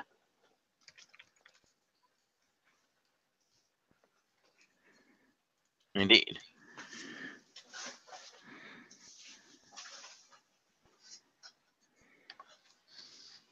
So in the tag team match, the faces came out victorious after Naomi dodged a cheap shot from Sarah Logan, who accidentally speared her own partner, Liv. Well, not her partner. Liv was not competing in the match, but Liv was getting involved, and Sarah Logan inadvertently speared Liv off of the apron. Okay. What is her last name? Morgan. Thank you, Liv Morgan. She accidentally speared Liv Morgan off of the apron there, which distracted her long enough for Naomi to roll her up from behind. So Naomi is the victor? Oh, man. Yep. Bullshit. Yeah. Anyway. So, the Riot Squad, well, I guess technically speaking, Ruby Riott is going to get accompaniment since she was not participating. No, she was in the match. Liv is going to get... So Liv Morgan is going to get 5 for accompaniment and 6 for interference. That's 11. And then there were, let's see, Sarah Logan got 1 move, so she will get 6 points.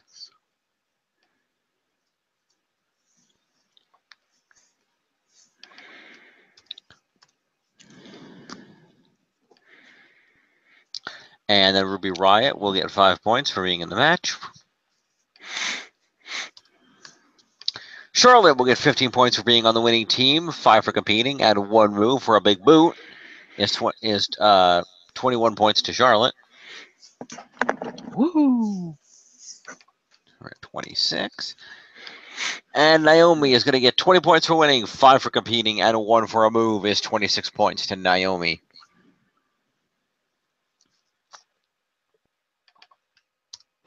Okay. Wrong. That's Natalia. Whoops. Sorry. Stop giving yourself phantom points. Sorry. Next at 5 is 31.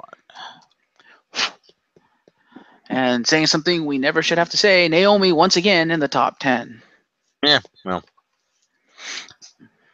Anyway, we cut backstage to where the New Day are dressed in their Christmas costumes. Specifically, Kofi is dressed as a gingerbread man. Channeling GTA there. Yep, Xavier Woods is dressed as a reindeer. And Big E is dressed as an elf. And they are then joined by Team Rusev Day. Aiden English is dressed as a snowman. And I do not remember what Rusev was dressed as. Santa. Oh, he was Santa. Okay. He was Santa Rusev. I saw this match. Fair enough. And they were over as fuck. Yeah. Because they came out and Aiden English proceeded to sing the 12 Days of Rusev. No, that was the week before. Was that the day before the week? I thought it was this week. No, that was last week. Oh. Because I did remember seeing this match with the hilarious pancakes. Mm-hmm. Indeed. So, basically, Rusev says no one wants Christmas stuff. They want Rusev Day stuff. Aiden English then sings something, and there's tension as Rusev does not like the New Day's pancakes. Mm-hmm. So, promo to those 5 gentlemen. Then it develops into a tag team match player. Yes.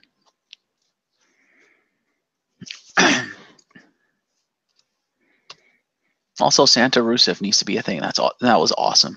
There you go. All right, so Rusev and Big E and Kofi.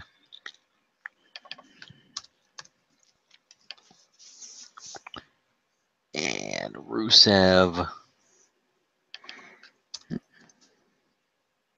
And Xavier. Hey, I have this entire match. Yes, you do. Santa Rusev reminds me of that Santa from that animated movie where he's like all uber muscular and on his biceps one says naughty, one says nice. Remember that one? Vaguely. Yeah, it reminds me of that Santa. The Santa coat on that one was more like a hybrid, like a Ric Flair robe trench coat type thing. It was kind of cool. It's the St. Nicholas robe. I suppose.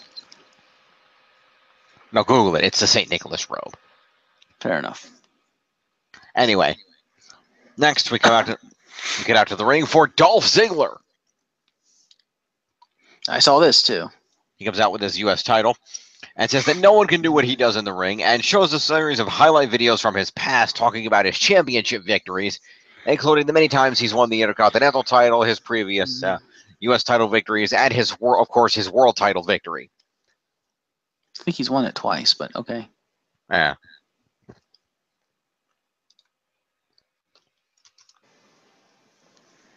He cut a very, very good promo. Yes.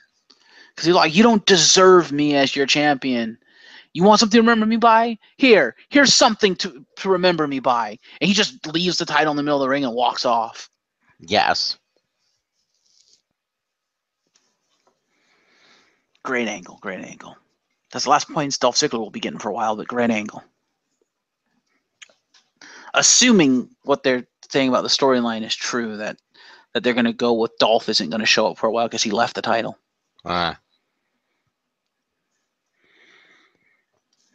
So promo to Dolph. Yep. Because supposedly the storyline they're going with is that, he's like, WWE Universe, you're all beneath me. And I didn't win this title because I wanted the title. I won it because I could. And to show you that I could if I wanted to win this. But I don't need this and I don't want it. And he just left there. Because the title doesn't mean anything to me. Because it's been devalued so much by you worthless scum that there's no point in me having it. Pretty much. Anyway, we then come back to Kevin and Sammy's show, who approached Daniel Bryan to thank him for what he did on Sunday. But he says he didn't do it for them. He did it because he thought it was the right thing to do for SmackDown, and tells them to wipe the smiles off their faces to get ready for their match later. Promo to Kevin and Sammy. Yep. And he also basically says, I will fire you if you don't fuck off. And they're like, oh, yeah. Okay. Yeah. So I saw this promo too. Indeed. We see the New Day approaching the ring, throwing pancakes at people working in the back. And they then come out to the ring as we have ourselves a tag team match playing between Rusev Day and the New Day. Mm-hmm.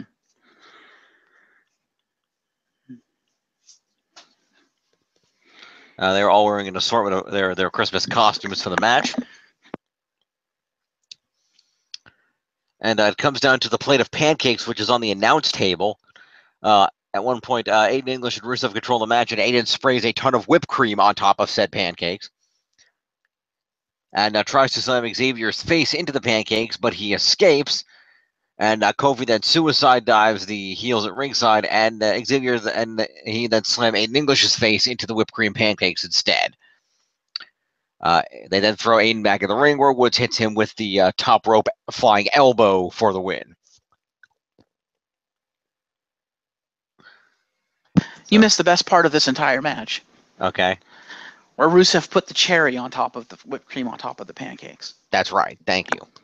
That was awesome. Because he did it all. He did it all like really like with flair. He was like, woo. He was like, it was kind of cool. Neat. Anyway, New Day win. Yes. So New Day and Rusev Day. So Rusev Day did not hit any moves. So Rusev Day are going to get 5 points for showing up for this match.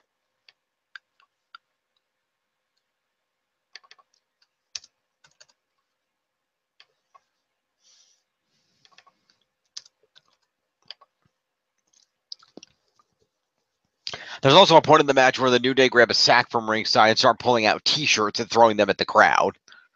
Worth noting. Yes. And that was at the beginning when they came out. They also did it mid-match, too. Must have missed that. Yeah.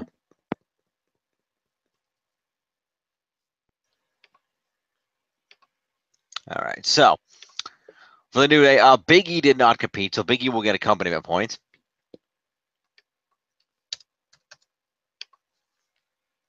All right. And then Xavier got the win here, so Kofi will get 15 points for being on the winning team. He'll get 5 for competing, and 2 moves is 22 points to Kofi.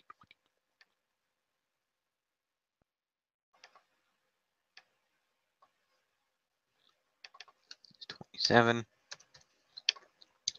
And Xavier won the match. He gets 20 for being in the match, 5 for winning is 25, and 1 move for the elbow is 26 to Xavier. All right.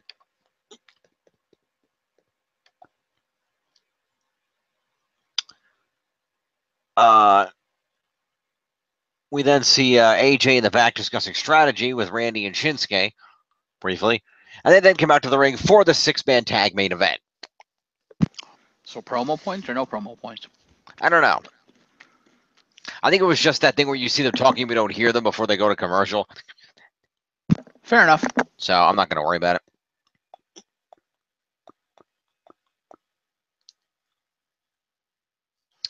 So instead, we're just going to do our main event match, the winners of which are the faces.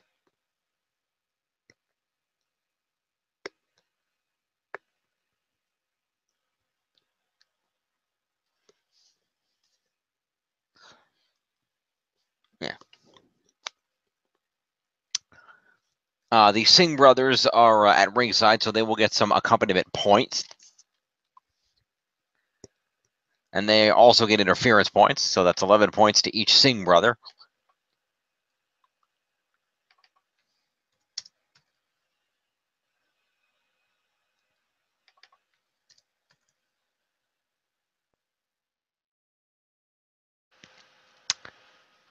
All right, and then what do we got here? So we'll do the heels first since they lost. In no particular order, Jinder Mahal gets 5 points for competing, 4 for being in the main event is 9, and 4 move points is 13 points to Jinder. The modern day Maharaja. Maharaja. That's what I did. No, you didn't roll your tongue right. Anyway. And then we will also have Kevin Owens gets 5 for being in the main event. He gets 5 for competing, 4 for being in the main event, and 1 move with a senton that he hit is 10 points to KO.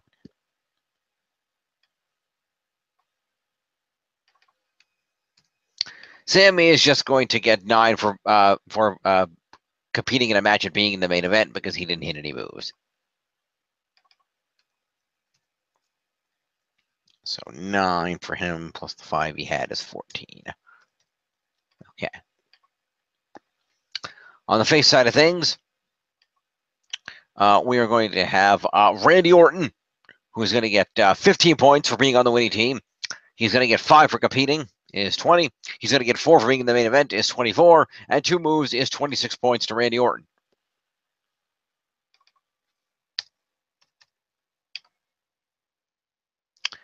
We then have the champion AJ Styles, who will get 15 points for being on the winning team. 5 for competing is 20. 4 for being in the main event is 24. And 3 moves is 27 points to AJ Styles.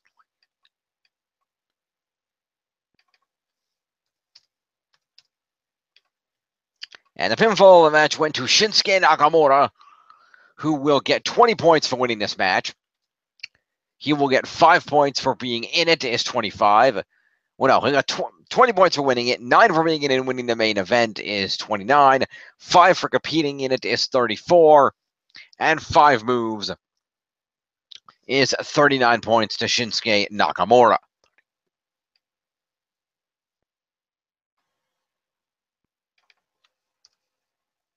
All right. And thus we have the ending of the SmackDowns.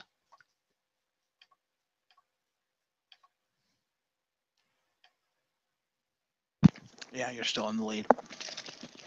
Well, let's check out the 205 Lives first. You want to check out the scores first? I guess, if you really want to do that. Well, don't you have to type it out? I suppose, if you really want me to do that. Yeah, it's called accuracy. Refreshing the scores. All right. I'm still in the... no, actually, you're in the lead. Wow, that's shocking. I know. After SmackDown, in the lead is the Balor Club Worldwide at 357, just 10 points ahead of the Certified Woken Beast Slayer at 347. Trailing in third at 253 is the Blissful Riot of Justice.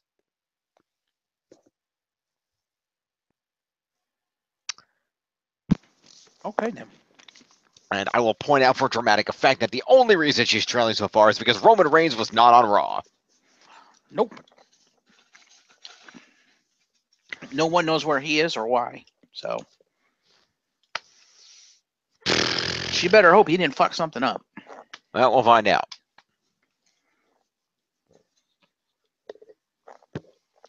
Anyway, let's go ahead and...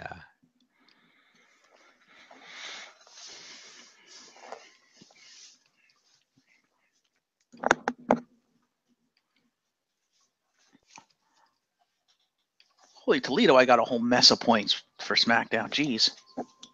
You did. You got quite a lot of SmackDown points, but that's because all your guys are on SmackDown. That's true. I mean, let's just go through the order. AJ, Chad, Charlotte. Yeah. All my people won. Yeah. Kevin Owens, Sami Zayn, Shelton, Shinsuke. And that's about it. Jay, you had everybody in the SmackDown main event. And Becky Lynch, but she's not there. Right. Well, I just talk about the people that actually got points on SmackDown were the people that I listed. Fair enough. I don't have Carmella. Yeah, we know. You also have the Ascension. Anyway, let us do the 205 Lives.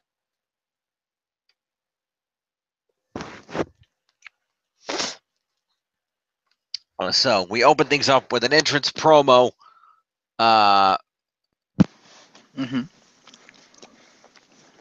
Also, it was announced that Cedric Alexander is going to get his shot at Enzo Amore's Cruiserweight Championship next week.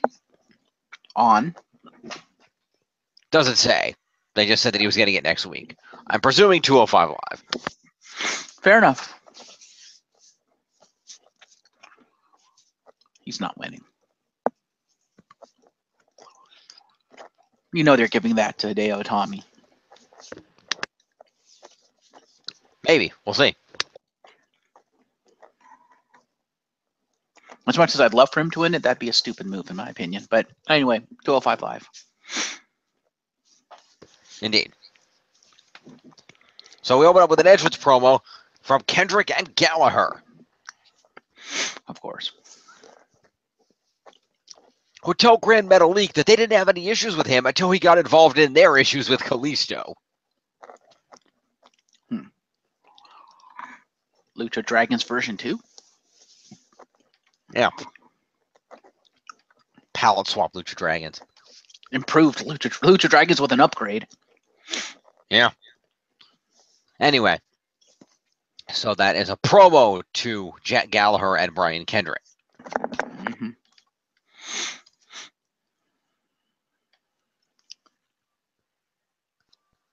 And gentleman Jack Gallagher. All right. And then Kalisto and Grand Metalik have themselves a tag team match against Kendrick and Gentleman Jack, and they proceed to win said tag team match via disqualification. Okay, then. Kalisto had Jack pinned off of Salida del Sol, but Kendrick broke it up and then beat the shit out of Kalisto until the ref DQ'd him. Okay, then.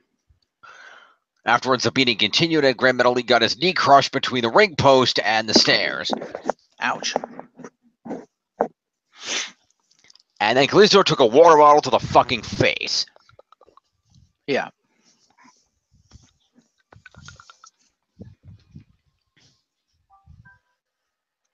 Assault points to the audience. Right? OMG points to the audience. Yeah. It's a good thing Kalisto was wearing a mask. Yeah. Foreign object points to the audience. Right?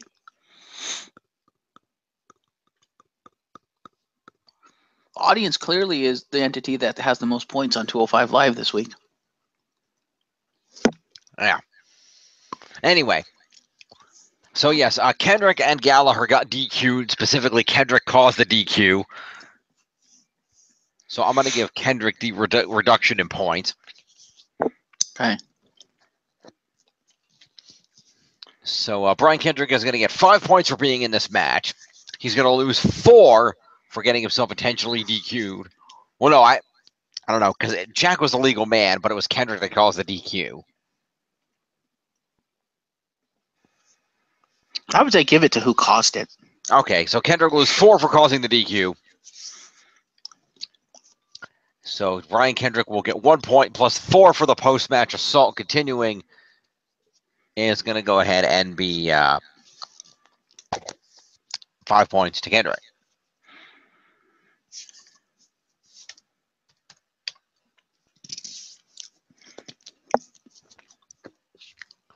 Also, I'm going to give Kendrick weapon use for crushing Grand Metalik's knee with the stairs. Okay. Well, he used the stairs as a weapon to crush his leg. It was technically weapon use.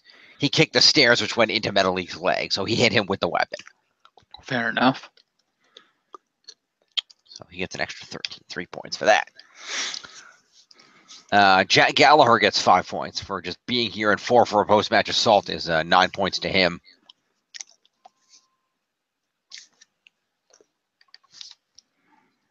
Him at 14. Meanwhile, Metal League and Kalisto win by disqualification, but it's an unintentional DQ win, so they don't get any extra points for that. So that's just 5 points to Kalisto and Metal League then. Although Kalisto hit the Sleeve with Soul, so he actually gets 6. You and Kalisto.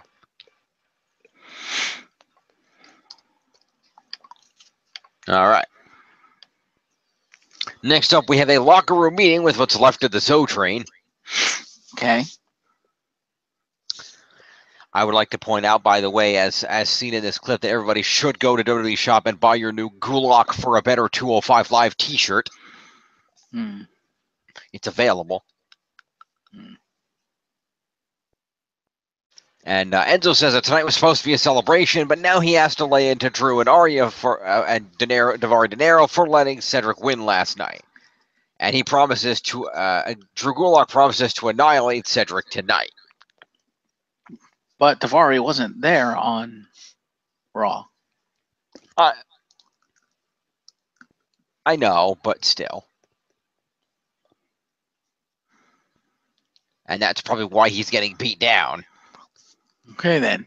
Because he did not show up to help Gulak.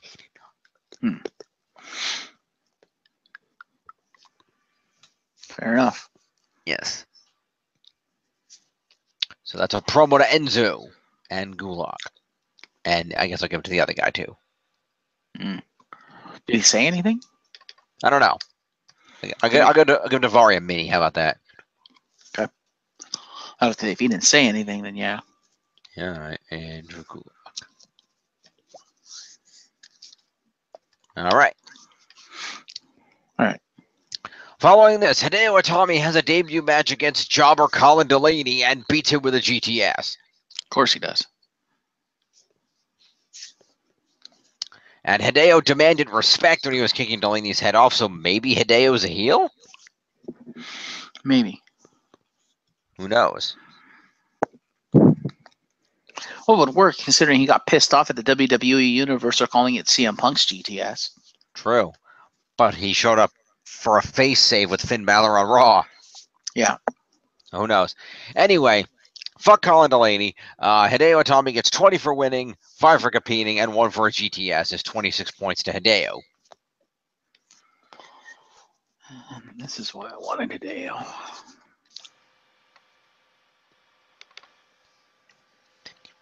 6 is 57.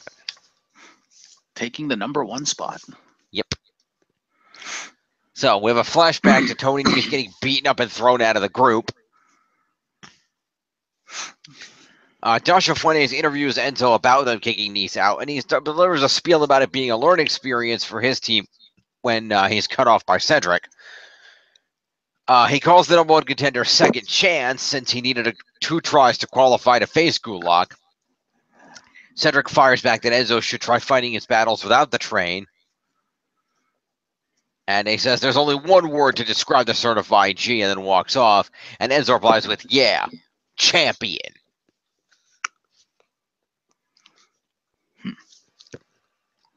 So promo to Enzo and Cedric. Mm-hmm.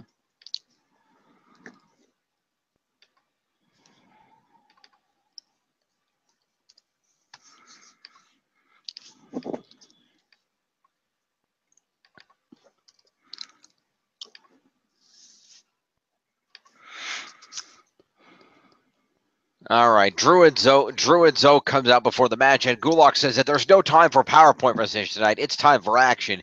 He's going to take Cedric out and prove to his mentor that he means it when he says no one messes with the Zo train. Okay. So promo to Drew Gulak. Okay. All right. And we then go to our main event, which is a rematch between Cedric Alexander and Drew Gulak. Okay. And Cedric Alexander wins that match via lumbar check. Okay, then. He barely escaped an ankle lock, transitioned into an STF by reaching the ropes, and after he does, he pulls Drew to the apron, and when he brought him back up top, Gulak fought him off, but then got nervous, not having his feet on the ground, and got pulled to the finish. So his entire gimmick is he's afraid of heights now? I guess. Okay, then. Worst cruiserweight ever. Yeah. Following the match, Enzo Amore gets pissed off and talks a smack to the #1 contender while Daivari attacks him from behind, but Alexander sniffs it out and then hits him with a lumbar check too. Okay, then. So. Massive points to Cedric Alexander. Yeah. So Enzo's going to get accompaniment. And another promo. No, we give him the promo already for the pre-match. Okay, because you said he got pissed off at Cedric after the match and cut a promo on him. Well, he talks of smack. He talks of smack to him, but I don't know if it was on microphone. Okay, fair enough. So he gets accompaniment and he didn't interfere, huh? That's interesting. Yeah, as far as I can tell. Okay. And then Daivari De Niro is going to get himself a post-match assault. Did he land a hit? He tried. I'm going to give him points for it anyway. Because don't we usually not give points unless they actually at least land a hit? Well, it doesn't say if he did or not, so I'm giving him points. Fair enough. And then we have Drew Gulak gets 5 points for competing, 4 for being in the main event. It's 9 points to Gulak.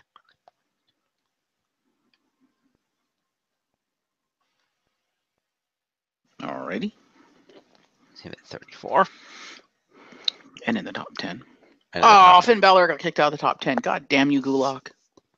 And then Cedric Alexander is going to get himself 20 points for winning this match. He's going to get 9 for being in and winning the main event is 29. 5 for competing is 34.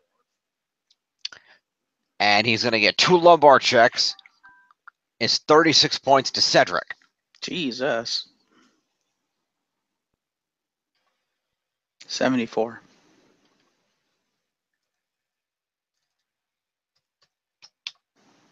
And the top spot. And the top spot.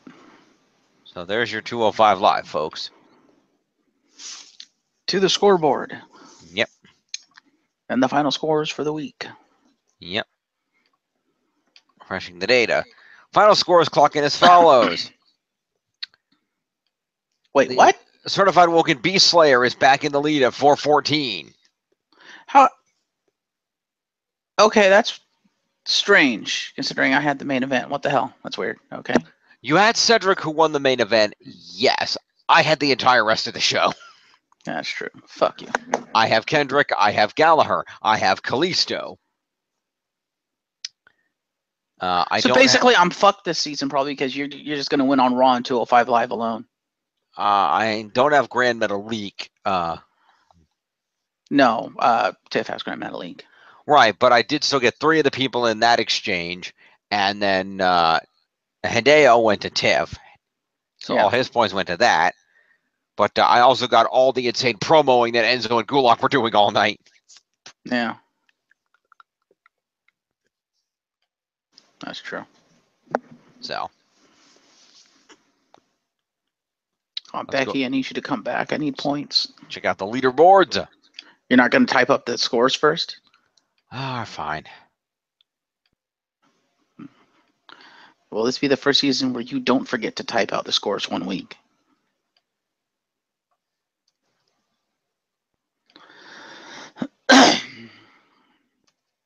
All right. Let's go to the leaderboards. Yes. All right, in the lead at 74 points is Cedric Alexander, the #1 contender to the Cruiserweight title. In second is Hideo Itami, newly returned, newly called up to the main roster, I should say, at 57. Just 4 points ahead of Seth freaking Rollins at 53 points. That's tied in fourth, and representing fourth and fifth are Samoa Joe on Raw and Shinsuke Nakamura on SmackDown, each with 39 points. Both just 5 points ahead of Drew Gulak, who has 34 points, followed by Naomi, who is tied with Xavier Woods at 31 a pop, followed by Asuka, clocking in at 30 points, and rounding out the top 10 is Cesaro at 29 points. It's worth noting that AJ, Finn, and Kofi are all tied at 27, just beyond that, followed by Charlotte, Dash, Randy, and Shelton, all tied at 26, and Chad, Enzo, and Sheamus at 25. So very, very close. going all the way down to like the 19th, 20th slot down there. Mm-hmm. And you'll notice that the majority of the people in the 10 slots, in the second 10 slots, is me. Yep. And their points are just going to go up. So this will be interesting. Yep.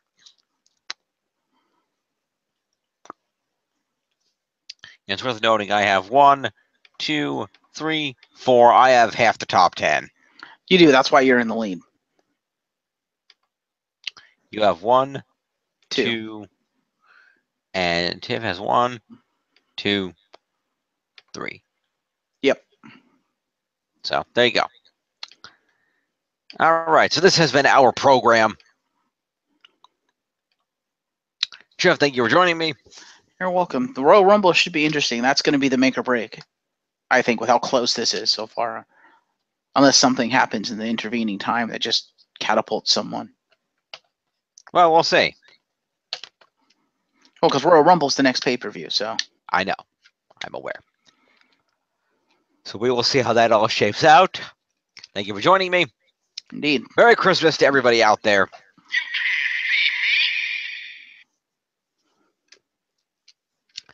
And we will see you next week to recap the official on Christmas Day Monday Night Raw, plus other goings-on. That'll be fun. We'll see you there, folks. Merry Christmas. Peace.